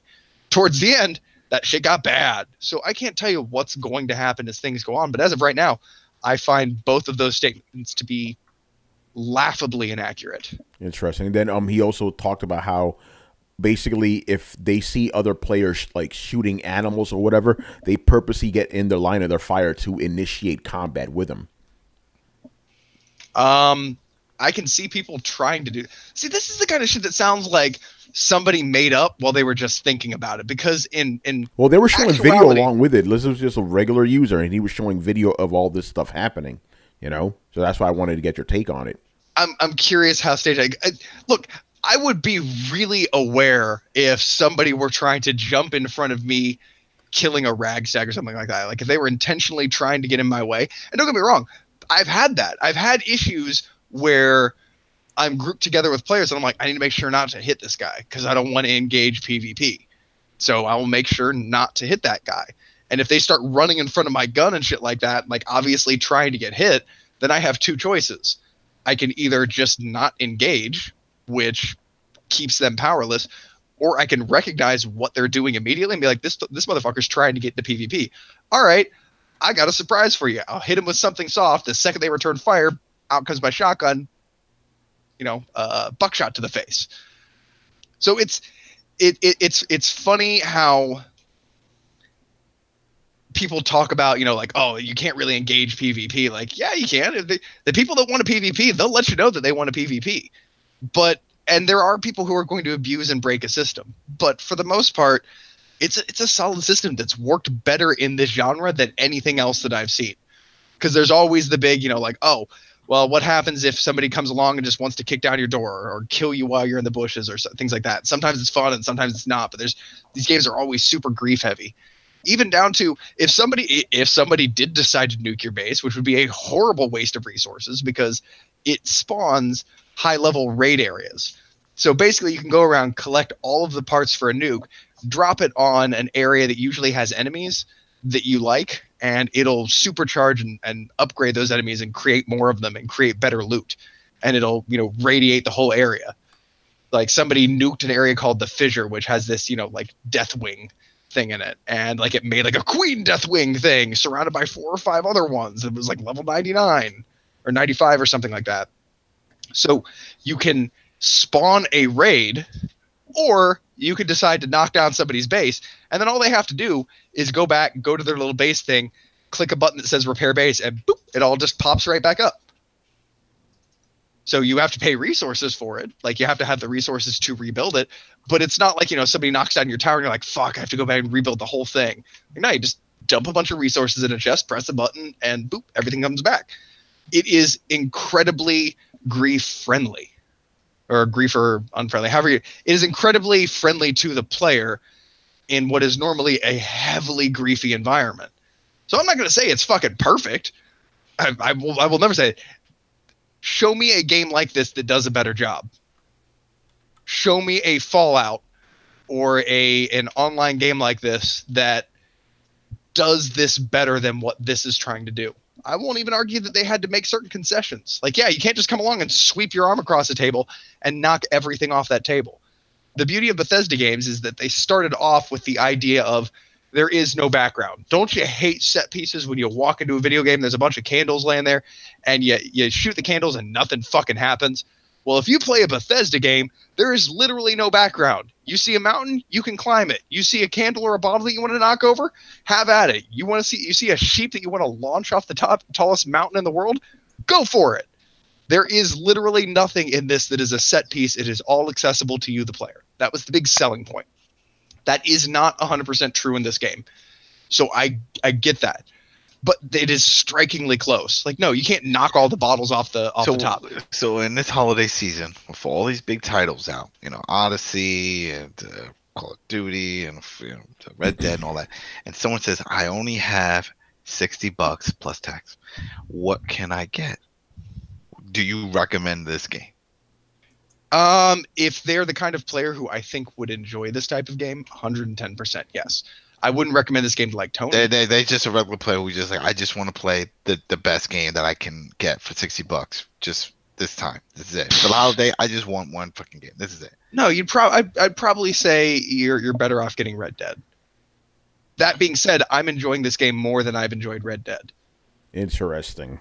But also not surprising. You are a Fallout boy. It is definitely tailored to me, but this is I'll be honest, this is the first time in a long time like I've been compulsed to play the game. Like every time I walk away from it, like I go out and smoke a cigarette, I'll get like halfway through the cigarette, like, all right, I gotta go back in here and do this thing. Like it draws me actively away from other tasks. It's going to be a problem. I can tell you this right now. Oh man, that was me with Red Dead. Shit. I've gone 2 days without playing a game. I'm like on Alcoholics Anonymous with the game. I'm trying to stay away from it because I couldn't stop. So I understand where you're coming from. I'm glad you like it, man. I'm glad it's everything you wanted it to be because, again, just based off the things I've been seeing, I'm like, ooh, this looks like a fucking mess. But, you're liking it, so that's what counts, Everybody that I've talked, that's the weird thing. Everybody that I've talked to and maybe it's just everybody's like, oh, I hate this, and they stop playing it. But everybody I talked to that's playing it 2 days after release, they're like, oh, this is fucking great. I'm enjoying the shit out of myself. I've seen a few reviews of where they like it. It's got a lot of issues, but it's the typical Bethesda type issues, and they figure they'll patch it. But they sort of like what Tony was saying is like it doesn't seem to satisfy either side of what people were expecting. It's not the single player, it's not the multiplayer, and they're like, this will be great at a $35 price, So they just don't think it's worth the price, but they, it's all right. So we'll see.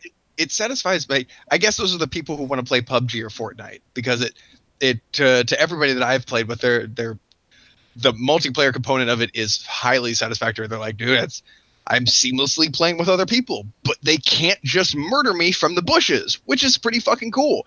And they can't just destroy my entire base, which is pretty fucking cool, but I can see their bases, which is also pretty fucking cool.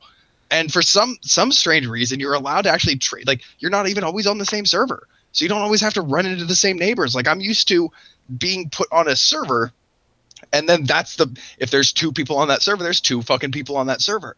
But that's not the way of this game. This game actually puts you in full servers, and it moves your base with you somehow. I don't know. It's fucking black magic.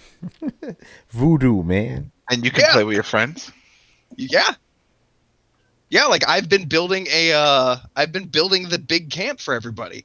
All the people that I'm playing with, like I have the big base camp that I'm making, and then everybody else is kind of making forward camps. And I was talking to my buddy Morgan last night. I was like, man, you can actually like build an entire like watchtower and then save it as a blueprint, disassemble it, put it away, and then so you basically just show up at a place, put down your campground, which makes it a home area, pull out the blueprints, drop down a fully fortified like forward base / tower. You could literally put a house in your fucking pocket and then walk around and be like, this looks like a good place. Drop the house. And the game's like, it's going to cost you 10 caps. You're like, I don't give a fuck. I can move an assault tower around at will. I can see a battle, like, and this can change. Like, I imagine this changing as the game progresses to where, like, if you do see a clan of players fighting another clan of players, like, you'll probably see one guy with an assault structure in his pocket, and they'll set up front lines and they'll start fighting each other and respawning at those camps. But right now, everybody's so busy exploring and crafting and fighting the big monsters that there's not really a whole lot of time to fight other players yet.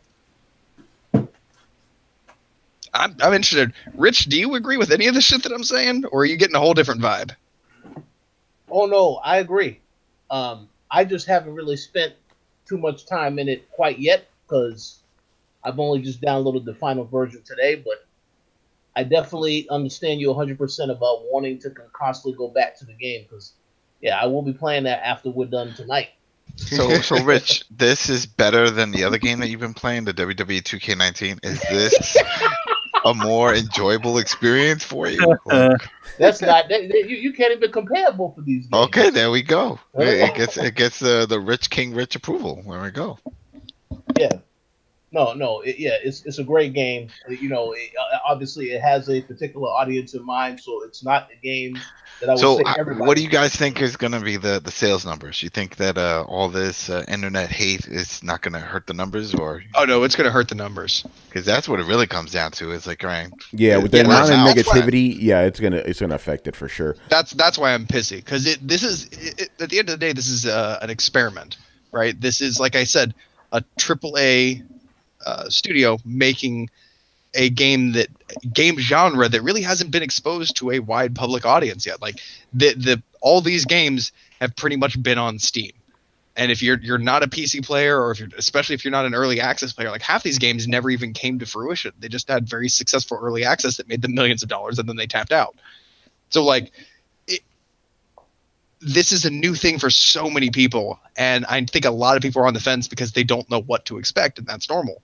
And this amount of backlash and hate coming from people just bandwagon jumping because they didn't do their research, like, no, it's absolutely going to hurt it, which is going to hurt the community, which might in turn hurt the game, like the actual player base in the game. That's why I get pissy about this whole thing. Like, motherfuckers, like, yes, it's not a Fallout game as you know it. They told you that to begin with. Don't give it fucking 0 stars and not buy it because you played 2 hours of the beta at a friend's house and you're just so mad you're going to get online and make a Metacritic account just for this. Yeah, if they all right, because I'm assuming delete the comment.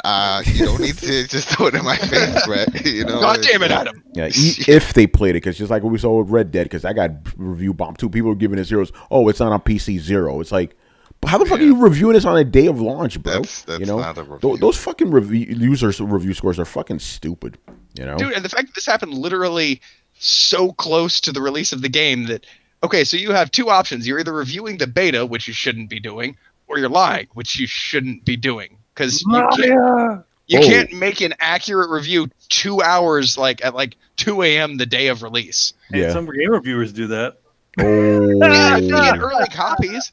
And actually, the ironic thing is, I've seen most of the big publishing companies, or like most of the big game journal companies, basically saying we're holding off on our review because while we did get early access to the game, it wasn't access to the full experience, and so we're going to wait to give you a review until we've had the full experience along with everybody else. Yeah, I want to ask you about play that. This socially. Yeah, I want to ask you about that because one of the conspiracy theories I'm seeing right now is people are saying that the reason gaming journalists don't have their review up is because they're trying to find a way to spin that the game is good. Oh my god! Okay. What was it? Remember? It makes me mad. I think there's something to that with IGN. Remember, didn't they get blackballed or something happened where they didn't get a game, and they were like, "You're not getting coast." Bethesda said, "Forget it. We're not giving you shit." No, dude, this is standard protocol for reviewing an MMO or online only game. This is like there are people who have access to like Blizzard expansions early, but they don't do the reviews until they've done the raids socially with other people. Like they get the full experience. That in a game where a major foundation of it is its online play, it is stupid to release a review without experiencing that aspect of the game. And they know this because it's their job. And so that, again, this is standard protocol for reviewing this type of game. The fact that people are so unaware about it speaks volumes to me. Yeah. By the way, I will even say, like, one of the complaints I keep hearing is like, "Oh, the VAT system is broken." The VAT system is perfectly fine and intact. It just works in real time. That's right. That was what yeah, because you can't there slow is no down. VAT system. No, there is. No, it's in there. No, it's in there there. is a VAT system. Yeah, it just works in real time. And here's the thing that kills me. Like, when it went from Fallout 3 to Fallout 4, it went from VATS freezes time to VATS slows time. Nobody said a goddamn thing. Now, when it goes from VATS slows time to VATS doesn't do shit to time, everyone's like, "Oh, it's broken." It's not broken. It's just not slow. Well, I don't think they think it's just not what they want. What it makes sense. It has to be that way because the game is online. Yeah, you can't slow down. Yeah, no, we were talking about like, so what? Like, so if every time like you shoot somebody or go into VATS, it slows their time down. So you're just rummaging through a garbage can all of a sudden time slows down. You're like, "Oh." Hey, I'm gonna make a bold prediction. That's actually not a prediction at all. It's just a fact. When Red Dead Online comes out, Deadeye will not slow down time either. You can't do that online. No. It doesn't work. They didn't. I don't remember the last one having. No, because you can't do that. You can't do that. The thing where you would just select a bunch of points on a person. Really quick. Yeah, but it's still in real time. That was a complaint about Fallout 76. I found stupid. People were like, "Oh, it doesn't slow down time." How the fuck is it gonna slow down time in real time, bro? Come on. It's retarded. Then you have two options. It does it locally for the people that you're aiming at, or it does it for the whole server. And there's not really a good change, because like now you're having weird time dilation pockets where it's taking somebody for fucking ever on this side of the map, whereas on the other side of the map, nobody's being affected by time dilation. Or an even worse scenario, you just go ahead and dilate time for the whole fucking server. And so the whole game is pretty much constantly running in slow motion because some asshole is targeting enemies with their VAT system. Yeah, by the way... Yeah, no, go ahead, Brett. I'm sorry. Go ahead, finish off. Oh, there's no way that this works other than in real time. People are being stupid. But they're like, "Oh, it's broken." It's like, did you even you don't even have to actually know anything. You don't even actually have to do any research. You just need to sit down and put 4 seconds of critical thought into, motherfucker, how are you going to slow down another person's game?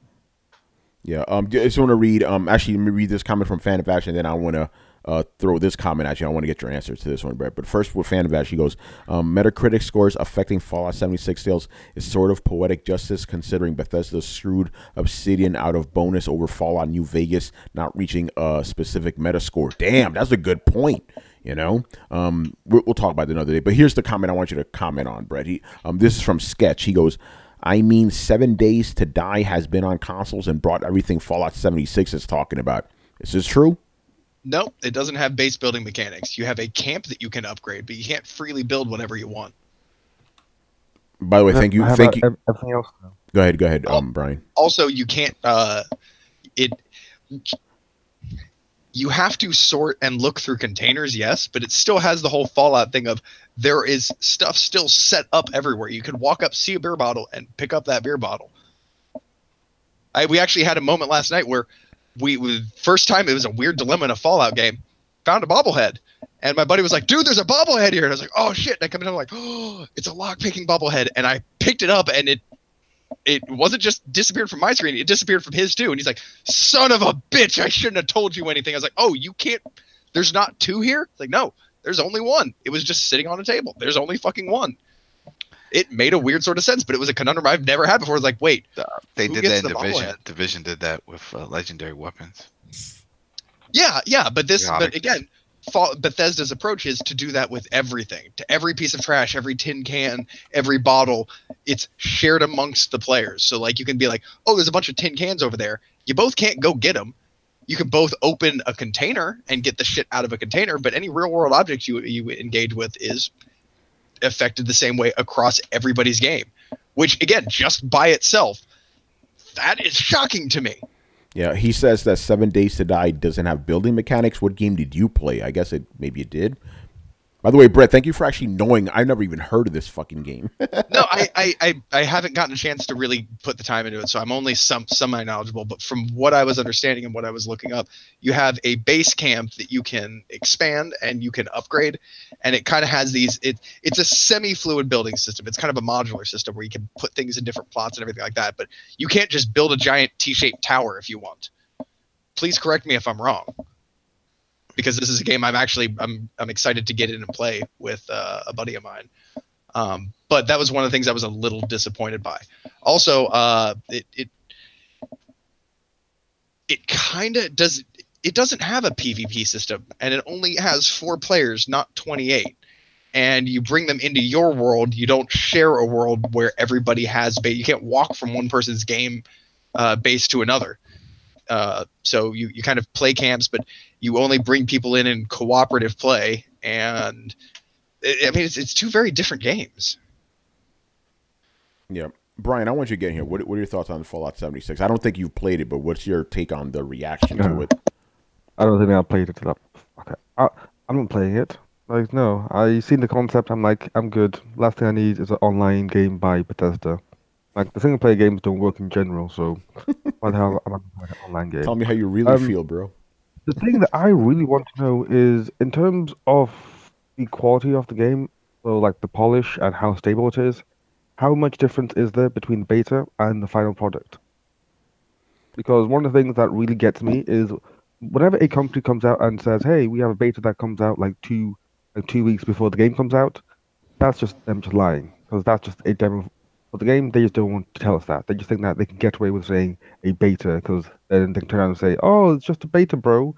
It's not the real thing. You know, it's not a demo, it's a beta, you know. So, of course, it's unfinished, quote unquote. It's like, no, it's a real thing. Like, if you really know about how software development works, betas should be like at least a good month or 2 prior, for obvious reasons. I think they were just using it as stress tests, though. And on that note, like the server side runs pretty seamlessly and lag-free. I don't know. I didn't play the beta, so I can't tell you if it actually plays better. And you're right. There is some things that they found. What was it? Something to do with some kind of open network or something like that they're changing, and that people found a way to adjust their frame rates manually, thus speeding up their character in the game. So there's holes in it that need locked down. But I think we all kind of expected that. No. Bethesda made a tweet to its Nope. No, I don't expect them to tie game speed to frame rate. Like no smart developer will do that. What's like that? The last game that did that was Need for Speed Rivals that I know of, and they got crucified for that. Dark Souls 2 did it. Yeah, you don't do that. It's bad. It's bad I know development. it's bad. I'm not defending it. I'm not saying it's a good. I'm saying as to that note, be like, well, yeah. I mean, Bethesda. I'm not giving them a pass here. I'm just admitting Bethesda is janky in their coding. They do shit in weird ways that I do not understand. So yeah, absolutely, and I would expect Bethesda to. All the problems should be in sloppy coding. Like that should all. It shouldn't be. If you have like other broken fundamental game mechanics, then that's one thing. But if it's just kind of slapped together with duct tape, you're like, yeah, that's Bethesda for you. No, I really have no trust in these guys anymore. I'm gonna stick by my usual thing of give it 2 months and let's see where it's at. Because usually in 2 months you can Everyone will be over the hype period and will actually be serious about the game. But right now, it's still like the honeymoon hype, as I call it. Where everyone's still like, "Oh my god, the game's amazing!" It's like, give it 2 months and let's see what people like really think. But you mean like most people will be done playing in a couple of months, right? Well, that means that it wasn't that compelling. Like an online game that's meant to be like sustained for quite a bit. Hey, all I know is that people are still playing Rust for some odd reason. I don't think they're the same people that were originally playing Rust, though. No, I'm just saying like for comparison, like in terms of like, hey, it's an online only game, online only experience. Surely it should have like greater legs than just 2 months, in my opinion. Oh, okay, yeah, no. So you're saying for the audience there? I thought you were saying for like, are the people that are playing it now still going to be playing in 2 months? I'm like, well, no. I mean, I think they're going to. Well, Professor said they want this to go on for years. Like they want this to always be relevant. They're going to make a Fallout 4, 5, 6, 7, and there'll always be a 76. Yeah. Well, I mean, you don't play GTA for more than 2 months at a time, do you? But GTA is a gift from the gods. That's going to be around forever. We all know that. The numbers have proven it. That there is no going back. I mean, that if my copy could levitate right now, if it can. I mean, that's it. It's so you just feel safe stepping away because you know it's going to be there when you come back. Of course. You're afraid if you think step about away it from this game, it would just be gone when you came back. It'd be a wasteland. 8 years from now, we're going to be playing that game still. Now you're finally going to start playing GTA 6.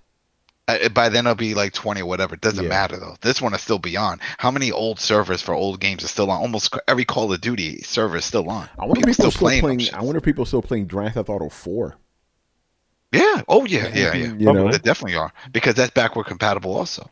Yeah, that is true. A lot of people. By the way, Brett, this is interesting. So apparently 7 Days to Die is a voxel-based game. Isn't that the thing you're advocating for, voxel-based games? Yeah, I love voxel games. There you go. All right, anyway, what were you saying? Yeah. I'm looking forward to trying that game. I'm actually really pleased that it's going to be on Game Pass. It's like Minecraft with better graphics. You lost me. I like Minecraft. Fuck that shit. You lost me with better graphics. You can do terrain alteration, huh? That's pretty cool. Yeah. Anyway, go ahead. I forget what I was going to say. Anyway, anything else to say about Fallout 76?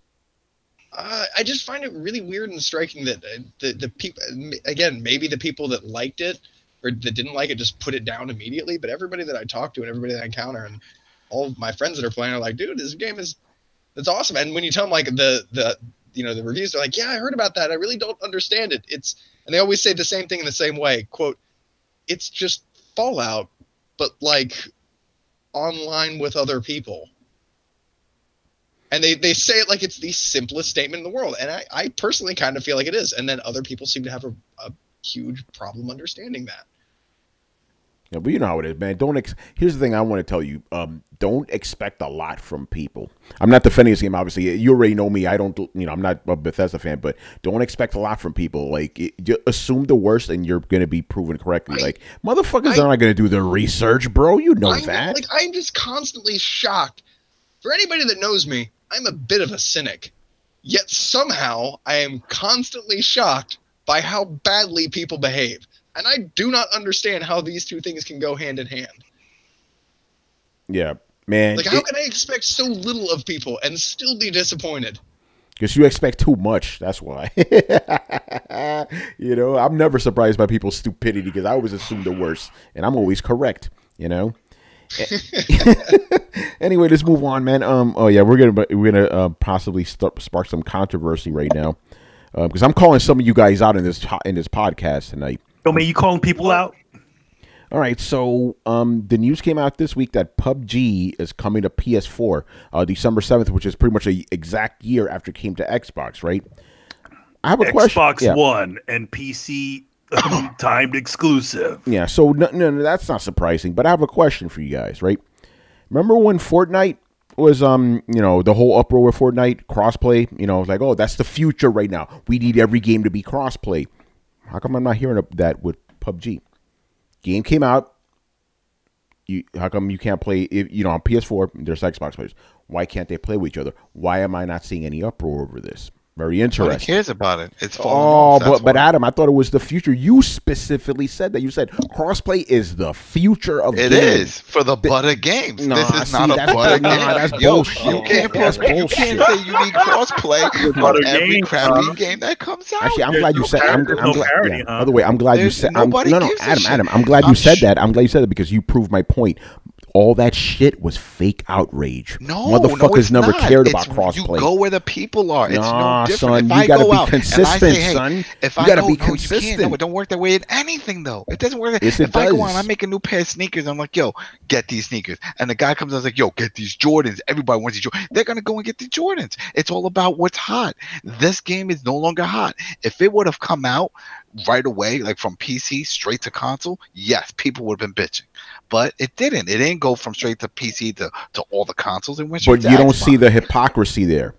No, How I can don't. how can because you it's not how hot. can you If it how- was a that's big game- bullshit though. I No, thought because crossplay you wanted I crossplay got a for better one. every You know what? If you single want to game, argue bro. that, then argue why I can't play FIFA with my other buddies. That's on a the good other consoles. question too. Why not? Oh, Why and can't that's a you? bigger Why game than all can't of you? them. Why can't you? Because that audience don't give a shit. See, They and give a shit. It's Yeah. gonna happen. It's gonna. Okay, here's what I see happening. It's gonna happen. where's the uproar? That's all I want to know. And It's gonna- and where's the uproar for Black Ops 4 not being crossplay? Where's the uproar for Battlefield 5 not being crossplay? Just like I predicted, I asked this shit when it's first dropped. I'm like, is this uproar gonna happen this fall? Nobody wanted to answer the question. it I gets knew the big answer. enough. You know, If it gets big enough, yes, it what's will. bigger than That's it, Fortnite? exactly. What's bigger than Fortnite right now? Fortnite's the Nothing's biggest- bigger than nothing. Fortnite Yeah, right now, exactly. which is why Nothing. Fortnite So- is getting that treatment. But hold on. Yeah. Here's the thing. These people just got a game that came to their console, right? Yeah, It's kind of like a gift. You don't walk up and have somebody like give you a big heaping bowl of stew and then immediately go, "Where's my Give me roll?" more. Give me more. Give me more. What you do is you're like, "Hey, thanks." You take 2 steps down, you look at it, you think about it for a second, you're like, and you turn back around and go, "Hey, can I have a little bit more than this?" Or I didn't get a roll or whatever the fuck. Like, it's you don't demand something at the exact same time of taking something. So they'll get this and they'll appreciate just having the game for a month, maybe 2, and then they'll be like, "Hey, yo, why don't we have crossplay?" But right now they're just being distracted by the fact that they have a new shiny thing to play with. You want to know why? You want to know why this conversation was even happening? Because somebody left the door open. Somebody left the door open, and somebody realized the door was open. If this didn't happen, if that one event did not happen, nobody would even be talking about this bullshit at this point. They're still we didn't talking think about it it with would Rocket happen. League. I agree. People want it with Rocket League. Again, another situation where they left the door open. Nobody would be talking People about want Minecraft. nobody would be asking these questions if it wasn't right in front of people's faces. It's the I same. disagree. It's the same I agree. situation as far as loot boxes. Loot boxes have existed and were taking advantage of people long before Battlefield. But at this point, Battlefront. But at that point in time, when that thing happened, that is when people start paying attention. And this is the same sort of situation. I Yeah, think I That agree. is the reason why there is no parity, because somebody didn't remind everybody, oh, hey, maybe we want to do this. Yeah, It wasn't a reminder. Now It was what? figuring It's out. Look, we all bought into the excuse that they run on different systems and they don't have the same engines and that they can't. The thing is that, again, what are they using? When you're dealing with online. Now mode, they right? are, but here's the thing. That's what you're talking about. The beginning of the generation where everything was pretty much running off the same hardware was the first time Rocket League that we started to hear this conversation, because people are saying, okay, they're both running off of Windows architecture. They should be able to play together. Why aren't they?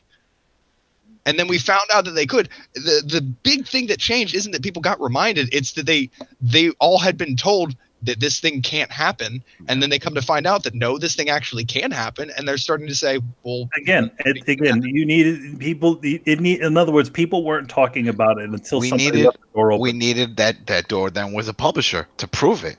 When Yeah. they turned it on, it But was like, now oh, that look, it's a we accidentally reality, did why that. aren't people Yeah. demanding it? Work. that whole where mentality- is the demand at this point? Exactly. Why aren't Exactly. The demand Where is is still it? there. No, it's not. I'm not hearing it. PUBG You're just came out. not No one's hearing it asking for because shit. it's not what you want. Are You don't you- care. That's Are not you a fair sure? question. People care. Are I know for a fact. I know at least for when it comes to a AAA, a big one that's not for. How come people are Fortnite. not Okay, but what about The Block Division. 4? What about People- Block 4? No one's a- asking for that shit now. A lot of people on for the Division People are fucking asking for it hypocrites, man. because Dude, that's a that is logical an fallacy. online game. How is it logical fallacy? And Because but- you're basically asking, like, why didn't I start looking for something before I launched No, it? I'm It's not like, asking no, that. I'm no, asking, no, hey, no, now what that you know Manny's this saying, is like, real. It's basically saying, like, why don't we have legislation in place to stop people from being able to use their superhuman powers to punch through walls? Oh, because people can't actually punch through walls, and that's not a possibility? Okay. And then one day, somebody does it, and you start to have a discussion about it. We didn't have a discussion about crossplay before. Crossplay was an option. already been done, and now how come there isn't a conversation about this? There has been almost a constant conversation since Rocket League. Not to the point of what was with Fortnite. I mean, because to be honest, No, because Fortnite was the biggest to go with game. what Adam said, it's not the butt of game. Exactly. I No, fucking exactly. knew But it too. that crew, the people are saying it now for the Division, for the new one. They were like, "Well, we want it for this because that is an always online." Good. game. I want You were to see that connecting- same You fucking were energy. connecting. I want to see that servers same energy. to play. There's You no know? local save files. Your save file is with Ubisoft, and you can log into your Ubisoft account anywhere and see your progress. So then, why can't I log into my Xbox and load my profile then? Yeah, are you guys really asking the question, why is the biggest group the loudest? Because that should be self-evident. No, obviously, no. I'm asking. Okay, if you wanted this That for wasn't just PUBG people talking about that. Yeah. By the way, no. Let me get this out there. I'm asking, why aren't the same people that wanted crossplay for Fortnite demanding it from all the other big multiplayer games? I'm looking for consistency here, and I'm not finding anything. Well, how do you know that they're not? Because I'm not fucking hearing it. Google it. Google I'm right not now. fucking So seeing let's, it. let's put it this way, Tony. GTS that shit. I just googled it. Someone said PUBG could be coming to PS4, prompting questions about crossplay. Yeah. So Tony, Yeah. let me basically what you're saying is, so let's say 10% of the population of any given online game is passionate about crossplay. So you're saying, why am I not hearing the Okay, the let me people- phrase it. Why am I not hearing it the same way I heard about Fortnite? Because Well, that Fortnite game has hasn't more arrived people. on it yet. Wait till that game arrives, and then let's see if people start bitching about it. If it even runs that good. 'Cause After it didn't even run Fortnite, that I'm good not on the hearing Xbox. any fucking conversations about this. It's twofold. Like what Adam just mentioned, that it's a game that just barely got the feature to be on another, like the most popular platform. And two is you're not going to hear as loud of a noise of something that's not in the same scale as the originator. Not the like. I see Fortnite. what you're saying, but do you understand how I'm seeing how it's Nope. inconsistent? No, I don't How? know. If you 'Cause want it for you're one saying, multiplayer, why why don't you does- want them for all? No, but why didn't you say that about Assassin's Creed Odyssey? What about it, Assassin's Creed Odyssey? Why didn't you mention like people not being loud about that? That game doesn't even have multiplayer. What are you talking about? Well, Or Battlefield am I 5. wrong? Then I did ask that. I said, that question. I asked that, and you motherfuckers never answered me. I What asked. about- We just did. We just did. No, you. Do you make a there was- habit of going on did. and The question, The question More is- selective hearing. By We the way, just did. no, I just the told you question, that people yeah, for the the division. question, no, the question was, are people going to bring the same? Are people? Yeah, I asked. Are people going to bring the same heat with Blops and Battlefield 5? I knew the answer. The answer was going to be If no. they're I already playing, knew that. Yes. If Yeah, you're they'll do Where it. the fuck is the They'll- uproar then? I'm not seeing that Tony, shit. do That's you not have the time yeah. to post on forums about video games that you don't play? Dude, I don't play Fortnite, and I saw that shit all through my fucking timeline. But did you post anything? Why the fuck would I need to post anything? I just see it. No, exactly. Okay, so here's my point. You only heard from Fortnite fans. Yes. And you only Not heard listening from on- about it was 10% of not those on- Fortnite It was fans. not only So if Fortnite there fans, are a because, million Fortnite fans, What about You okay? can What go- about all the YouTube videos? What about all the articles? I'm not saying any of these things. You for guys these there are are fucking games. more. You're There are talking more about Fortnite. How is this hard to understand? There are more Fortnite fans, Yeah. so you're going to hear more. Are you guys Fortnite fans? Yeah, exactly. You guys were talking about. You don't Yeah, even play but we don't Fortnite. buy were it. talking Look at about the it because You billions. guys we want were your react- oh, Chill, crossplay chill, is chill. the We were How much future. react- money they just we made? were Just look reacting at the to billions they just bought. No. It wasn't only Fortnite fans talking about. No, we were reacting to the outrage. We never seek this. Like no one ever seek this in Throwdown. Like no one started this. Like this was a huge outrage. It was huge news. So we were just talking about it. Yeah. Yeah, and I'm wondering why isn't this happening with all the other big multiplayer games? That's what I'm It is. asking. Because they I don't see, have I as see. So many it's people. not, so it's not Oh, the no, same group of people that play the games. That's why. Like, we all know that. Like, the same person that We plays don't know that. If you're playing multiplayer games, you're about that multiplayer life, aren't you? Oh no, Yeah, no, but no, come don't on, do that. man. Don't do that. You play multiplayer games Whoa, with whoa. Monster Hunter and all that, but you're not multiplayer life. You're Yeah, selective. but I'm also not asking for crossplay because I don't give a fuck. You Yeah, know? Call of Duty. Well, Call hold of on. Duty fans just play Call of Duty. Yeah. Well, For the hold most on. part. Go ahead, Rich. Hey, Tony, do you think that I play Fortnite? What happened? Do you think that I play Fortnite? No, you don't. And that's also why I was confused as to why you were so outraged about it. Like, you don't play Fortnite. What the fuck do you care? You know? No, Well, I'm reacting to it on principle. I don't care enough to tweet about it or put it up, talk about it on fucking Reddit and shit. Yeah. So no. So you Even guys though are basically I saying care about because What's up? Fortnite, because these games are not as big as Fortnite, that's why you're not talking about it. That seems a little. No, hypocritical. that's not No, what no, it no, is. Literally, what I'm saying is, you Somebody only used hear the from word people about a playing game. the game. No, it's That like, sounds like a contradiction right there. Exactly. not. We're not It's saying not. that. A huge Here's contradiction. Here's the you know? reason why it's not, because the whole reason why we even discussed this is because it was a huge topic Yes. and everyone was talking about it. So you asked for everyone's opinion, and Yeah. that opinion happened to reside with what the people wanted. But no one's asking for the opinion on the other game, so that's why. And you don't no find one's- that hypocritical or consistent. You don't find that No. consistent. not on us. You know? No, It's- Tony, that's like Not on us, on all the other people. The same motherfuckers that wanted this shit for Fortnite. How come they don't want it for all the But other we games? don't That's know what I'm if asking. they don't know if they They're not play those other fooling. games. Holy rubber nut! What the hell are you not getting with it? Yeah, they're Yeah. not playing those games, Tony. Wow. Holy So Are you yeah. busting? He's busting our balls. We're being punked. He's punking I'm us. thinking guys. so. He's punking us. So, okay, let me try and put so in an analogy for you, Tony. Yeah. Okay, so you have a high school, right? And they make a rule that says you have to have a certain GPA or you're kicked out of every single club, including football, right? Everybody reacts appropriately and proportionately. The drama club is just as pissed as the football people are, but more people care about football than care about drama. So if 10% of each representative group started to picket and you drove by the school, you would see 4 times as many people from the advocating for the football team than you would see for the drama club. And you're sitting there asking or saying to yourself, well, clearly people don't care about drama. No, people care about drama. Just only the people that are in drama. The people in the drama club don't give a shit about a rule affecting the football team because they're not the football team. They only care and there when it lies enters their backyard. there lies the hypocrisy. I thought No, I okay, thought it was supposed and to be I wanna all challenge around. No, Yeah. what do I you mean wanna all challenge or nothing? Are you Okay, kidding me? so I believe, for instance, let's say with Fallout, I would like to see Fallout be crossplay personally. I would like all games to be crossplay. Now, do I care enough to post about Fallout? Maybe. But if I care enough to go on and post on a Fortnite forum about how Fortnite should have crossplay, and I don't even play Fortnite, I am the weirdest kind of loner nerd. But why Like, would the you? second- Why would you go to Fortnite forums in the first place? You go to the That forums is for your exactly games. that's my point. No, you That's guys what we're asking. you're not. Listen, let me finish. Basically, Why would I tweet if you about if you Fortnite? if you see that Fortnite has this, why aren't you demanding it for your game? That's what I'm asking. I kind of You am. know? Come on, man, it's mad inconsistent right now, man. game that I'm What do you mean playing. inconsistent? I don't get this. So It's not He's joking. inconsistent. He's joking. Yeah, I'm not joking. He's I'm being dead fucking serious. I don't believe you. I'm being Nah, I dead don't. serious right now. How People come in the you're not chat, asking can for somebody- this? How come can somebody you're not else asking jump for in this for besides FIFA? us? Why aren't you So asking this they for understand. FIFA? You know? People do say it for No, FIFA. why but are it's you just- doing it? It's a For different FIFA. You know, audience. because you motherfuckers They're right here. not Oh, this loud is the enough. They're future not of loud gaming. enough for it. They're not loud All right, enough. so they're Fortnite is loud enough. they're It's being on mad all hypocritical different then. devices. Dude, They're I'm be- not going to yeah. go out of my way to picket for a game that I don't even play. No, you pick it for the game you do play, and yes, you, and then yeah. you do pick it for the game that you play, but still, you're not seeing the same sort of parity. You're not Because seeing, there's not as many people that play that one game as you're another. telling me there's not as many people that play Call of Duty. Did you just say that?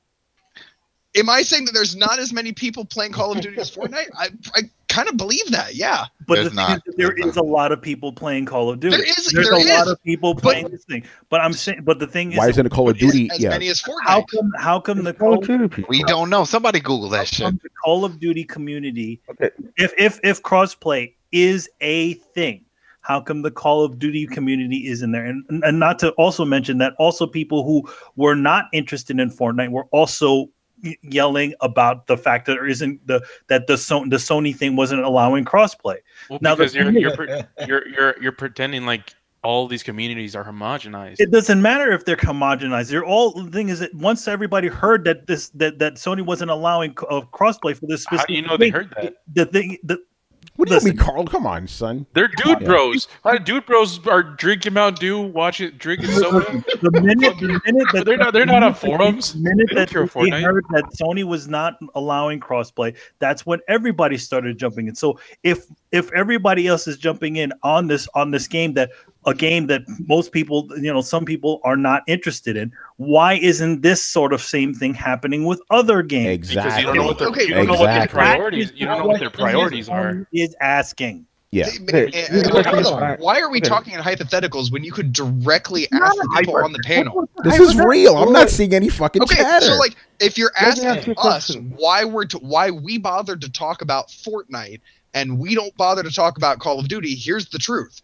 I didn't play Fortnite, so I didn't give a shit. As much as I support crossplay, it wasn't worth me going out of my way to take the time to lobby for a game that I don't even play to get crossplay. However, when the story became big enough and became bigger than the game itself, all of us did make our 2 cents known of, yes, we'd like to see crossplay as a general rule.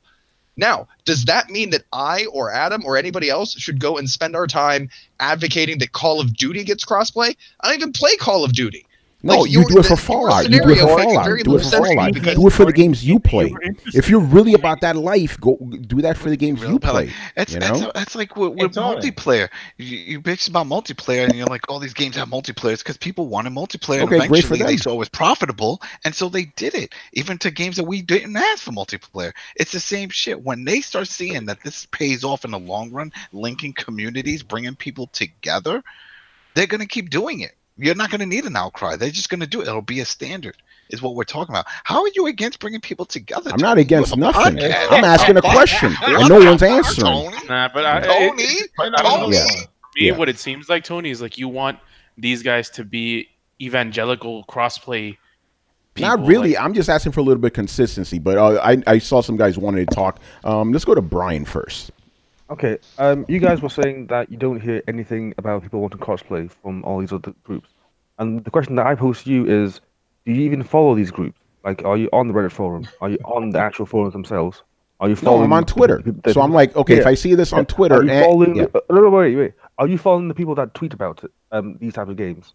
Probably. I follow a lot of the different gamers, man. Are you following the Call of Duty community that hardcore that you know that they follow gamers, bro, and I'm not seeing any gamers talking about this. Here's the thing. Like, gamers play okay, hey, listen, I don't follow the Fortnite community like that, and I saw that shit all over the fucking place. Are you following the Call of Duty guys? No, of course not. I don't follow the Fortnite guys either, but I saw that shit, didn't I? How do you know that they aren't asking for it and no one's just because hey, I don't follow Fortnite guys, and I saw that shit. Outlet to bring it up because that's what it sounds like. Yeah, that's following those groups, exactly. You're waiting for a major, but we don't know if they're ignoring it or not. Did you hear about the latest outrage of the update from Heroes of the Storm? No. Exactly. Yeah, there's a lot of shit. And you just made that up, Carlos. He's like, you don't hear anything from. But Brian, you're not understanding. I don't play Fortnite. I don't follow Fortnite communities. Yet I saw it every fucking where. Why am I not seeing that for Call of Duty and all these other multiplayer games? That's all I'm asking. Because these are the same people that go around and do stuff like talk about Red Dead because that's like the hot game. They talk about the game that's in the zeitgeist and PUBG. There you go. There you go. Right on the head. Exactly. That proves to me that nobody really cared about this. It was just that little. That's exactly what it proves. It's not what people are playing. That's it. It's not the zeitgeist game. Like it can still be that these people are still asking for crossplay. It's just that because that their game that they are asking for it is not the zeitgeist game. It's not being picked up. Yeah, and you don't see that as inconsistent then? Like Tony. Oh man!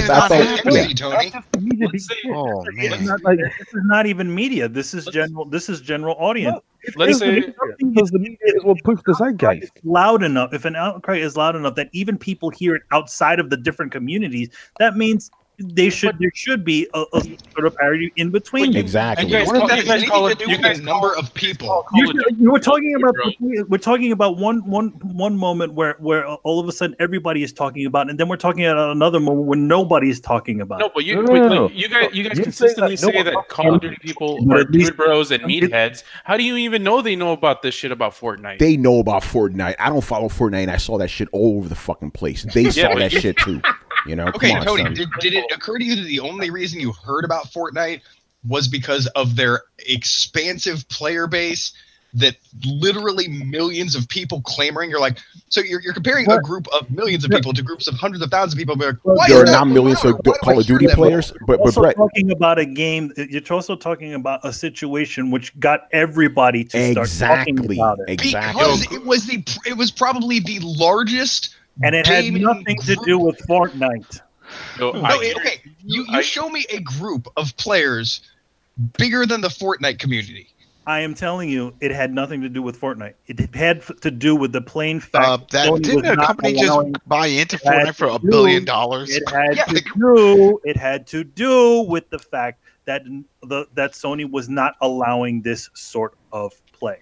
And you don't think it had anything to do with Fortnite's massive player base? If nobody would give a shit if a fucking cell phone wasn't allowing fucking Fortnite play. They did. Yeah, they would. They would make it. 10% of the people would care, but 10% of for the plain reason, I'm trying to talk to you motherfuckers, and I'm literally interrupting me as I'm fucking talking. Go ahead, man. God. Thank you. It is for the plain reason that specifically Sony said no, we are not going to do this, and that is why people were not reacting to it. That was why people were reacting to it. The biggest dog in town was saying, no, we're not doing this at this time. But it's the only one that's not playing nice with everybody. Let him finish, man. Let him finish. Let him finish, Adam. That is why people who didn't have any fucking stake into Fortnite were commenting on it. Mm-hmm. What Tony is asking, Sony, why isn't there the same sort of parity if we are all into the idea of we're already in the camp that we've already been proven that every single game can pretty much do crossplay. Why aren't we talking about this on every single multiplayer experience? Well, devs are talking. That's what they want to do. That's all. That's all I'm asking. But because no one cares about crossplay for Call of Duty 2. See, there you go. By the way, Brett. Brett, to answer your question, yes, Fortnite, millions and millions upon players. That also means that people like me that are not in this community heard about this. So you would figure, since it got all this attention on crossplay, that a lot of people that are playing other games that are not Fortnite would be like, hey, I want this on my fucking game. I'm not seeing any. I'm not seeing it on that same level. I'm not seeing anything on nearly on that level. But I just told you. And I listen to some of my communities. Let's put a pin in this right here. So, Tony. Yes. If let's just say there's 10 million people who are playing Fortnite, and you're hearing from 10% of them. That's 1 million people demanding crossplay for Fortnite. Okay? Then you have another group of people, only 10,000 strong, but also 10% of them, maybe even the same 10% of them, are advocating for crossplay. But that's 1,000 people. So you have a group of 1 million people, and then you have a group of 1,000 people. Both of their player base, 10% of their player base feels very strongly about crossplay. And so your question is then literally, why am I seeing more of the opinion of the 1 million people than the 1,000 people? But I'm not asking that. I'm asking if we want crossplay for all games, why aren't we getting those fucking questions? That's all I'm saying. Because people don't pedestal like that. People don't come to bat for games that they don't play because they don't have the time. Okay, so basically, it's a little weird to go and advocate on forums on Twitter. No, my thing is like I'm talking about the guys that said that crossplay needs to be in every multiplayer game. You heard that shit. You fucking said it. Where are these guys? Should be a standard. It should be a standard. Dude, that's what people are hoping for. No, by the way, you guys here, at least you're about that life. But I'm talking about all the guys that's what I'm saying. Like Fallout 76 doesn't have the community that that Fortnite does. Fortnite, yep. Okay, So but even if the same people who care all make the same amount of noise, it's not going to make as big a rumble on Twitter. You may not even hear about it for the simple fact that there's not enough people in that player base to make enough noise for you to hear. But what if? Okay, I'm gonna use what you said and flip it. Okay, what if the 10% of all these different communities got together? Right? Why aren't they doing that? Got together. Weird as shit. Are you joking? Like Tony, why aren't they doing that? People playing FIFA and people playing Madden working together for the. Are you No, kidding but if me? they all want, if they all want that shit, if they all want that, they all crossplay, want it. They'll say it in their communities, and they do want it. Yeah, it just Tony, like are you posting on Twitter about what you want from Fallout 76? I don't give a fuck about that game. Exactly. You know? It would be weird if you did. The people that want crossplay in FIFA don't go on Madden forums to say, Madden, you guys got to partner up. We got to hold hands together. Yeah, but if you're really about that crossplay life, why aren't you? Battlefield people are saying that to Call of Duty people. Come on, let's work together. No. Yeah, see, and I find that very inconsistent. That's all I'm saying. Inconsistent. It's the way the world works. Where's the caravan coming from, huh? Why we ain't hearing about that shit?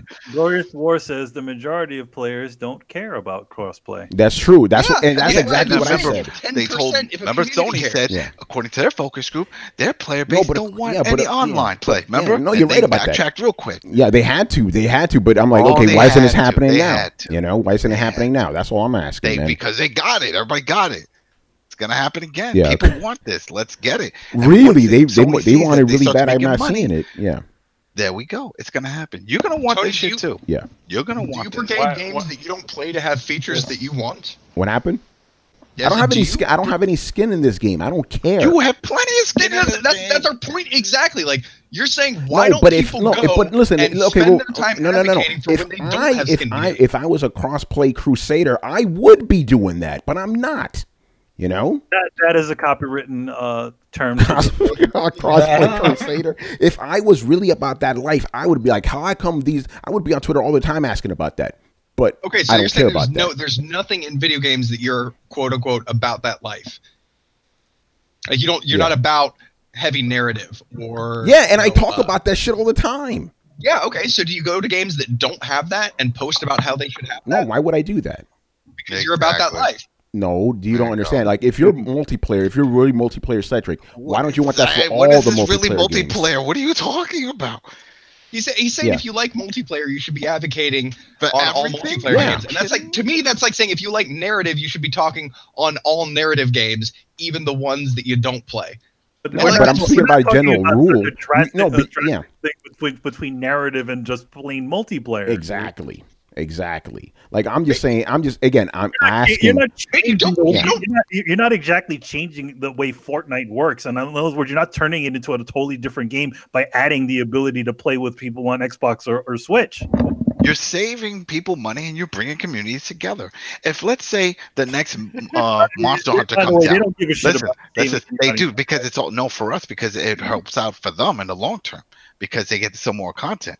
So let's say the next Monster Hunter comes out, right? You get it on a PS4, right? And everybody here, we all get it on Xbox. I'm like, damn, we wish we could play with you. And then you find out, oh, it is crossplay.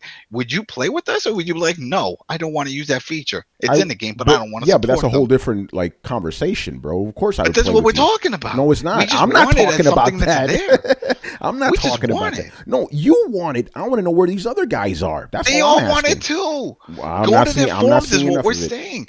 When you know what this is, when the game industry dies down of all these new fucking game hypes and stuff, and they need something to look for, that's when you'll start seeing it because they'll start trolling around those forums, say, what are these guys talking about? What are their needs? And then that's when it'll come up, and then you'll look at the post date and you'll see it was like a year ago. Yeah, that they all want for. Yeah, they we'll always see about do that shit. They always do that shit. Always do that shit. Yeah, we've been bitching. What did I tell you about the FIFA Foot Ultimate Team transactions? Yeah. Bitching for years about it, but it didn't get into the mainstream. It did in Europe, but it just never carried over. It took something from that everybody likes, like Star Wars, to cause an uproar. But that shit was always an issue.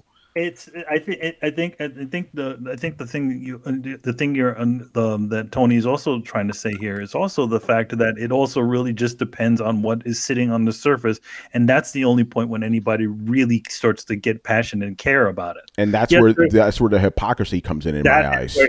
But that's everything. I mean, that's even back with Rosa Parks in the bus. It takes something to break it. It takes something to break it. No, actually, no, Adam. That's great. No, that's actually a great point, Adam. You're right. Okay, but it's already been broken. I want to know why more people aren't asking. It's been broken for like 2 months. Give it some time. Yeah. So I again. Holy crap. Yeah. By the way, I knew people were not going to be asking for this because I saw it as just like they were just jumping. What do you make it seem like it's done? It's a done deal. It is done. I don't get it. I just told you that people are bitching and they want. Are they? Because you're not on the forums, are you? Are you on the forums? Get out of here! You're on the forums. Rub a dirty nipple. I just told you. Get out of here! You fucking lying, son. Bullshit. Yo, someone press the Hey, at least I'm being honest. At least I'm saying I'm not on those forums. You're not on those forums. Get the fuck out of here. But the games that I support, I just told you, Division 2 is coming out. Everyone is hyping it because they're like, hey, now that we know that you got crossplay, bring that in. Since the game hasn't finished, it's not out yet. Put that feature in. We want to play with our friends on the other consoles. That's happening in the forums. That's happening in the live stream chats every Thursday on Twitch, and I'm in those. So if good, keep it up then. Then you're gonna be if you're gonna be about that life, then keep it up. That's all I'm saying. Anyway, Rich, what's your take on all this, man? Wait. He's laughing. Sorry, I'm so sorry, Rich. Tony, like people are talking about this. It's in the forums. But it's not on that same level. It's not on the same level. That's what I'm saying. See it because again, the issue is that the media aren't reporting this because this isn't the. And you don't think they should be? Tony. Okay, no. Okay. But here's the thing. You don't think they should be because that's inconsistent too. I can't hold it any longer. Tony, Games Radar. Brett, you had your turn. My turn. No, you're wrong. No, you're wrong. I sat here and let you go for so long. No, I know. You're. I was trying to support you, but you're right. I know. Sorry, Brett. Yeah, Tony. The thing is, the games media just report on the big things, and the big thing right now is Red Dead's out, and the next big thing is going to be probably like some Nintendo stuff. So Smash Brothers. Again, they only just care about what's big, and that's it. I agree with that. I want to get the clicks. Yeah, I 100% agree with you on that.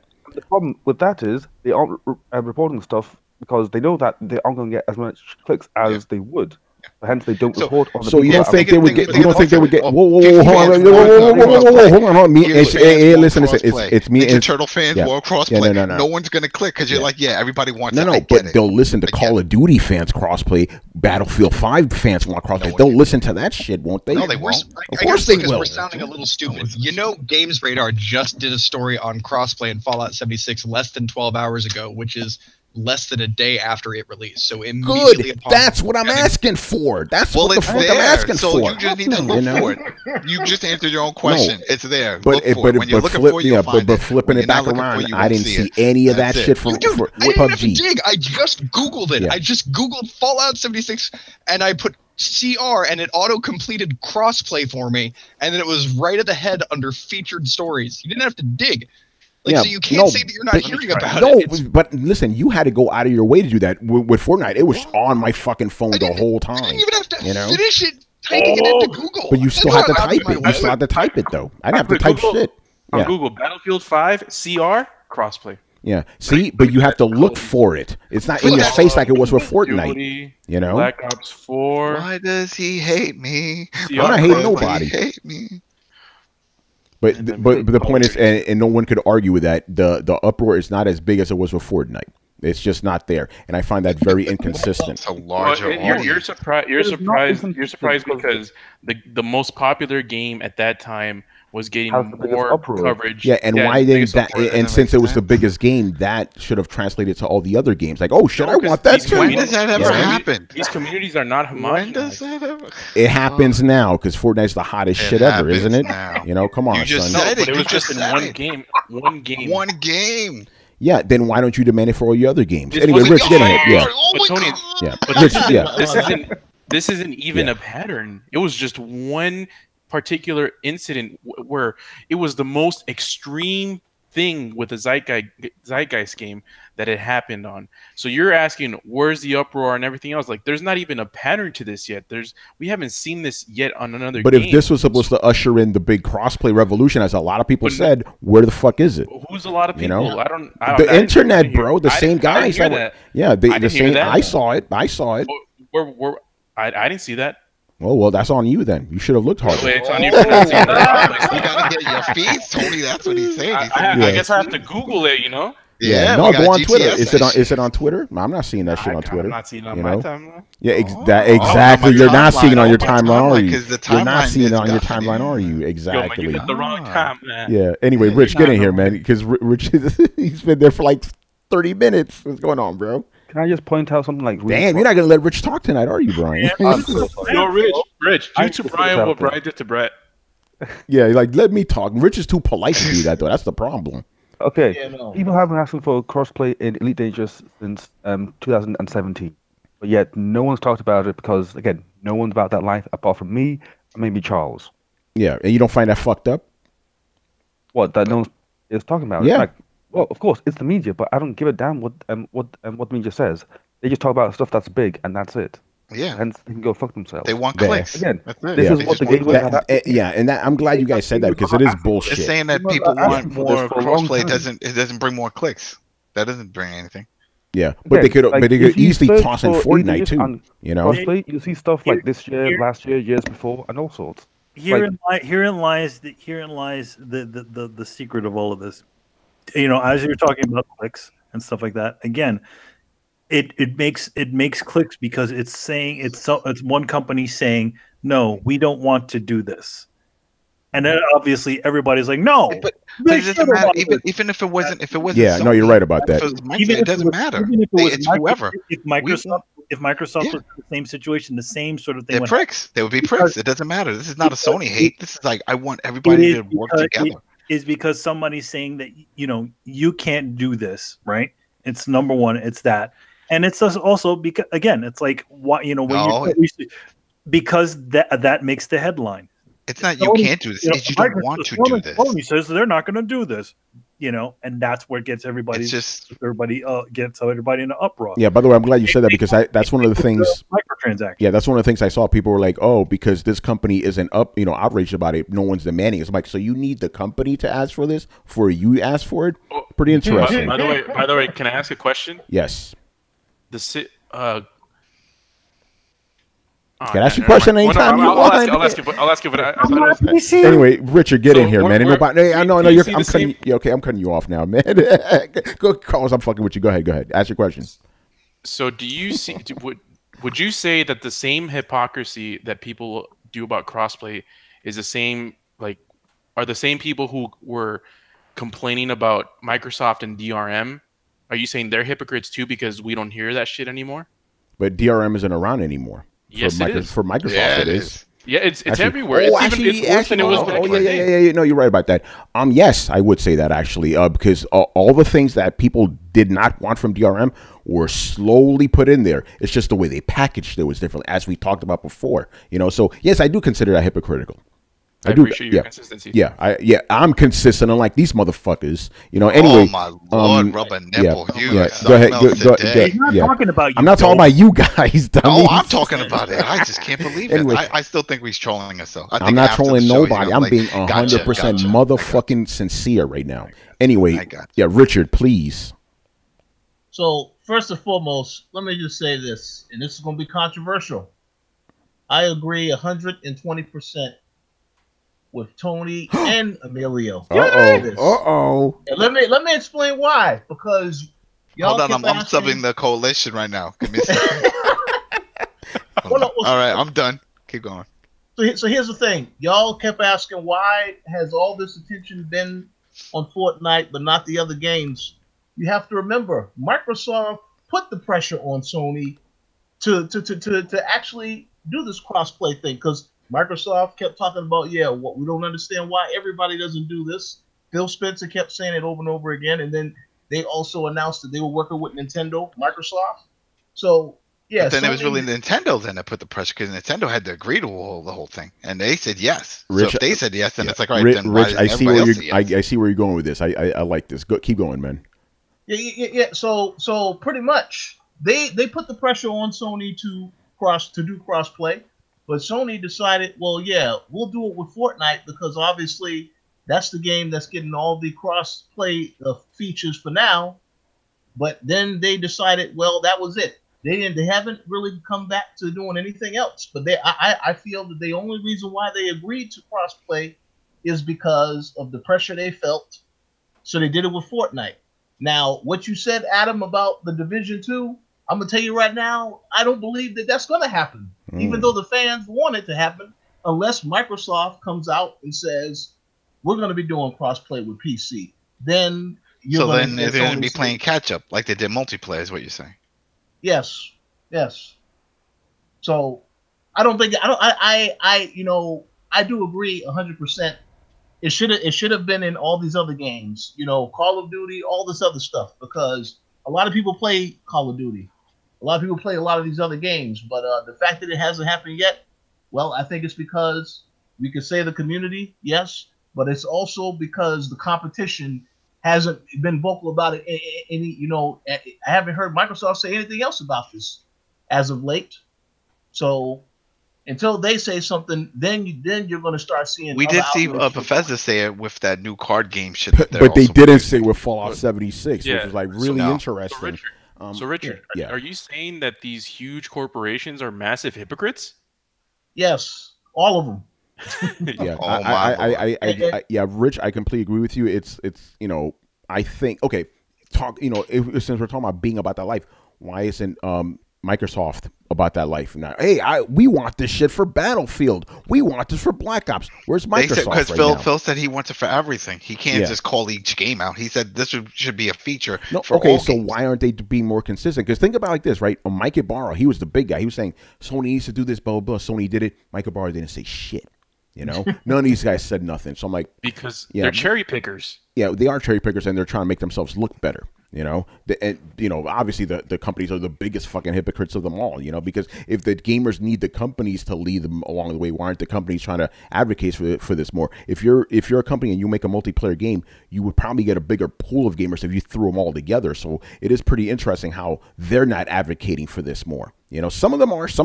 Don't get me wrong, but I'm not seeing a lot more of it, which is kind of interesting too. So I'm glad you brought that up, Rich. So let's say a year from now, let's say it becomes a standard. It's like, and then what would you say about that? I said, okay, they made a standard. I don't care either way, Adam. That's what I'm saying. So why does it bother you so much? That's the whole shit. If you don't care, you should be like, you know what? Because I don't like fucking hypocrisy and inconsistency. That's the shit I don't like. It's not hypocrisy. I don't think it's human nature to need a catalyst to unify a bunch of disgruntled voices. Like, Manny is right in the sense that, like, at least partially in the sense that there was that was a trigger when Sony said we're not doing it. Yeah, it gave everybody an opportunity to say the same thing at the same time. Mm-hmm.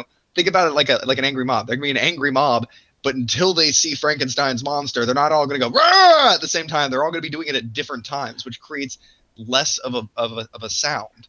But it didn't even have to be Sony. It could have been, let's say Sony was already on board. But the thing is, like, Android or Apple not doing it. They would have been the bad guys. By the way, here's my thing.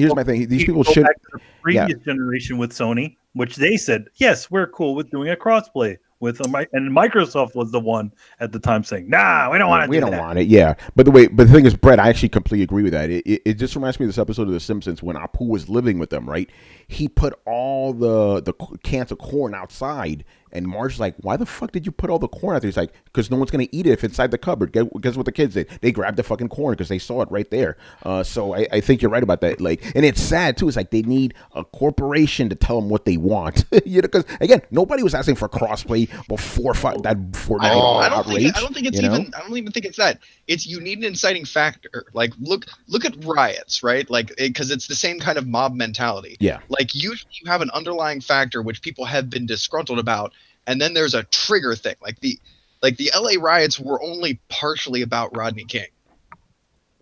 Yeah. Does that make sense? It does. But the thing is, the inciting event. Yes. There was already underlying issues there, and that's kind of what we saw here. The same thing. Like it's not saying that there weren't people already upset, and it wasn't quite about the event. It was kind of half and half. Like the event triggered the fact that a bunch of people were already upset. So it's not that they're hypocritical. It's just that they're not upset enough to take to the streets. Here's where I disagree with Brett. Hold on, before you do that. But Brett, I see what you're saying, but the triggering event already happened. That's why I'm like, okay, this is already out there. There's already a thing. If you're a Call of Duty guy and you see Fortnite guys can do it, why aren't you going, yo, fuck, I want that shit. That's dope. Crossplay? Fuck, give me that. You know? So that's where I'm coming at it from. Like, yo, you guys aren't being nearly as vocal. Maybe there's not as many Call of Duty players, but there's still millions of those motherfuckers. Like, I agree with you. Some bullshit, like, okay, not bullshit, but let's take it to Absolver, right? Nobody's playing Absolver like that. If 10% of those guys are asking for a crossplay, no one's going to hear them because there's like 10 dudes basically. But there's plenty of Call of Duty guys out there. So I'm going to stick with what you said. Okay, if there's 10% of Call of Duty guys asking for this, that's a lot of motherfuckers. But I'm not seeing that like the way I did with Fortnite. Even if Fortnite players are more numerous than they are, understand? Well, that's all I'm asking for. So let me ask you this then: a Call of Duty player who wants crossplay. Do they consistently tweet about it, or do they mention it several times, but not constantly all the time? Yeah, I think this goes back to what you were saying. They need that media catalyst because, you know, when the media was jumping on the Fortnite shit, then everybody else jumped on it. Were these Call of Duty people vocal about the Fortnite stuff? Like, we don't know how much crossover there is. But I want to mention also the whole thing. I have a disagreement with Brett. So Brett. Yes, sir. Why is it? So the whole thing with this thing with the Fortnite crossplay stuff, like, yeah, there was a trigger, there was outrage, there was Sony's response, and then there was Microsoft and Nintendo going against Sony essentially, and that whole thing, there was a subset of people of the fan base that wanted crossplay and that want crossplay and were vocal about it. This whole thing garnered a whole fanboy fucking war on all sides. You had fucking Xbots and Nintendards, whatever the fuck you call them. I think it's Nintendrones, you know. Yeah. You like Nintendards better. I don't know. I do like that, but we could get in trouble for saying that. So let's look at Nintendrones. We don't want to. Yeah, Nintendrones. Yeah. And Xbots just jumping in on with these rioters or whatever, and they just added fuel to the fire. They got their pitchforks. They already had them ready because they needed something to use them for. And they went up against the fucking and the Sony, same thing. The Sony fanboys saw this shit and went to war. They were like going for the vanguard, going against fucking crossplay when it doesn't even fucking affect their lives. Fucking crossplay even exists. They were like, "Oh, we don't need crossplay. Why does Sony need crossplay?" I'm like, "What the fuck do you care if Sony has crossplay? It doesn't affect you in any way in your life." Carlos, don't forget, I don't want to play with those. Don't forget, I don't want to play with those dirty Xbots. That's my favorite. Exactly. You were getting those, and then you were getting like some like, "Oh, what if Sony takes a hit?" Ooh, fuck you. What if you take a hit, man? Who cares? Damn, Carlos. Spit the fire. And this is on all sides. This was Microsoft, fucking fanboys on their side, Sony fanboys, and Nintendo fanboys. Fucking Atari fanboys. You had fucking Jaguar fanboys. Like, you had like people who were like criticizing for these practices and really wanted crossplay, and then you just had a whole bunch of fucking other people jumping in because they just wanted to start a war. Yeah, some people just want to watch the world burn. And I'm glad you said that because that's the thing we didn't talk about in all this, right? The real reason no one is screaming about PUBG is because they can't use it as ammo in the console war, right? And also because they lost this shit as an exclusive, they don't want to talk about PUBG anymore. PUBG was the hottest shit when it's an exclusive. Now that it's not exclusive, no one wants to talk about it. No one wants to use it as ammo. I wonder if did they ever even say the sales numbers for when it came to Xbox? I don't know if it's sold. It was like 3 million. It was really fucking good. It was really good. But yeah, that's the other aspect. Like, I feel a lot of the uproar that happened with Fortnite was instigated by fanboys. I'm not saying that people weren't genuine. Some probably were, but I think a lot of it was generated by fanboys. Based off of the numbers that install and what they're playing. And remember, the company just got sold for like $1 billion or some shit. They got that big investment. Epic? So Epic got that fucking multi-billion-dollar deal. Wait, somebody bought Epic? Shit. How would you say? Investor that jumped in on it. I don't know if we want to, say if that's what happened. Not that they didn't sell it. It was somebody that jumped in. That was like a week ago. Yeah. I'll find the article. Yeah, but we'll see, man. Because I honestly, based on what you guys told me, I thought this was it. The tide was changing, baby. crossplay for everybody, and I'm just, I'm not seeing it. I guess it's you not want it to happen yet. overnight. It's not. It's not overnight. It's been months. It's been a month. It's been fucking months. It's been fucking months. No, not even months. Not even. It's been months. It's been months. We're going on 2 months now. What are you talking about? This shit was in June, bro. Yo, man, when that Bethesda card game gets crossplayed, then that right. you know everything's gonna get it. Yeah.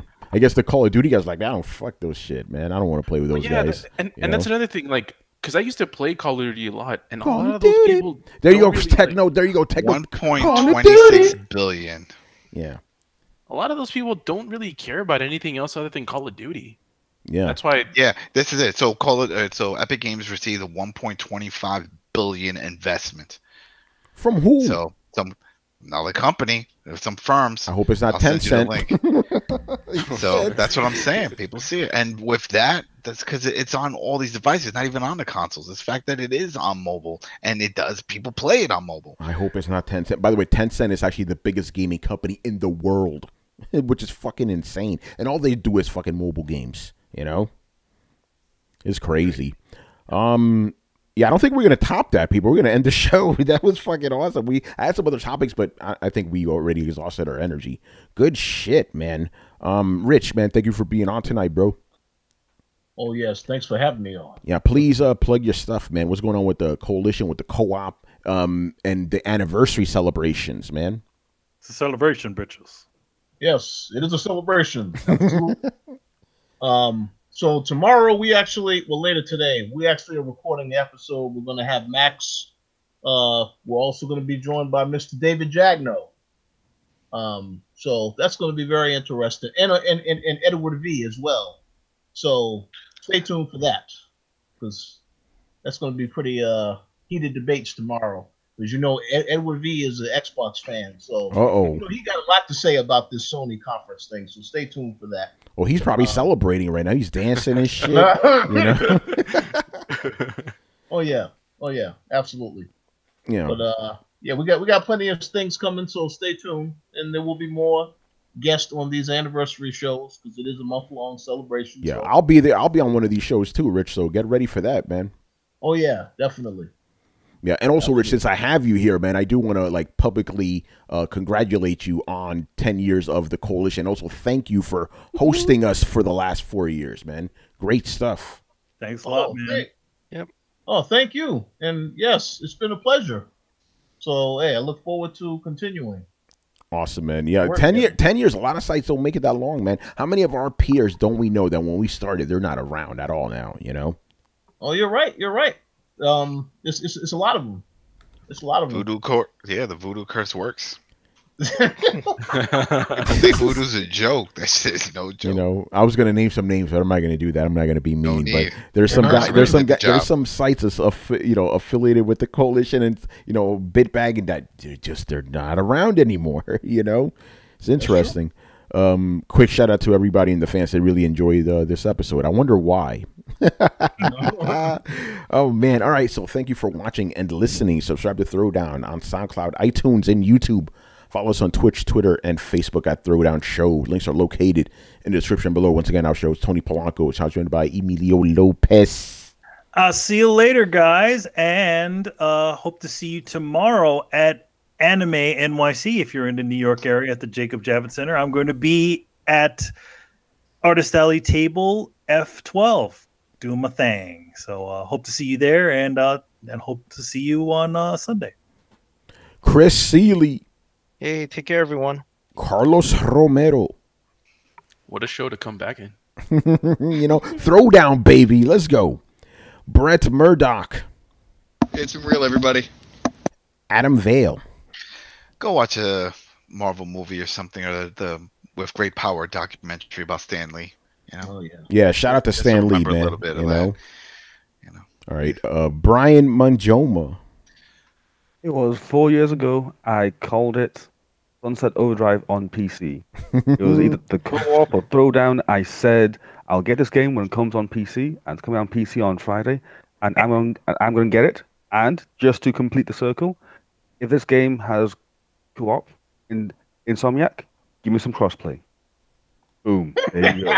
There you go. See, that's can say that You guys like not asking for crossplay when we are. Yeah, see, Brian, you're being about that life, and that's all I'm asking, man. And Mr. Richard Bailey Jr. Talk to you all later. All right, guys, peace out. Jesus. Deuces.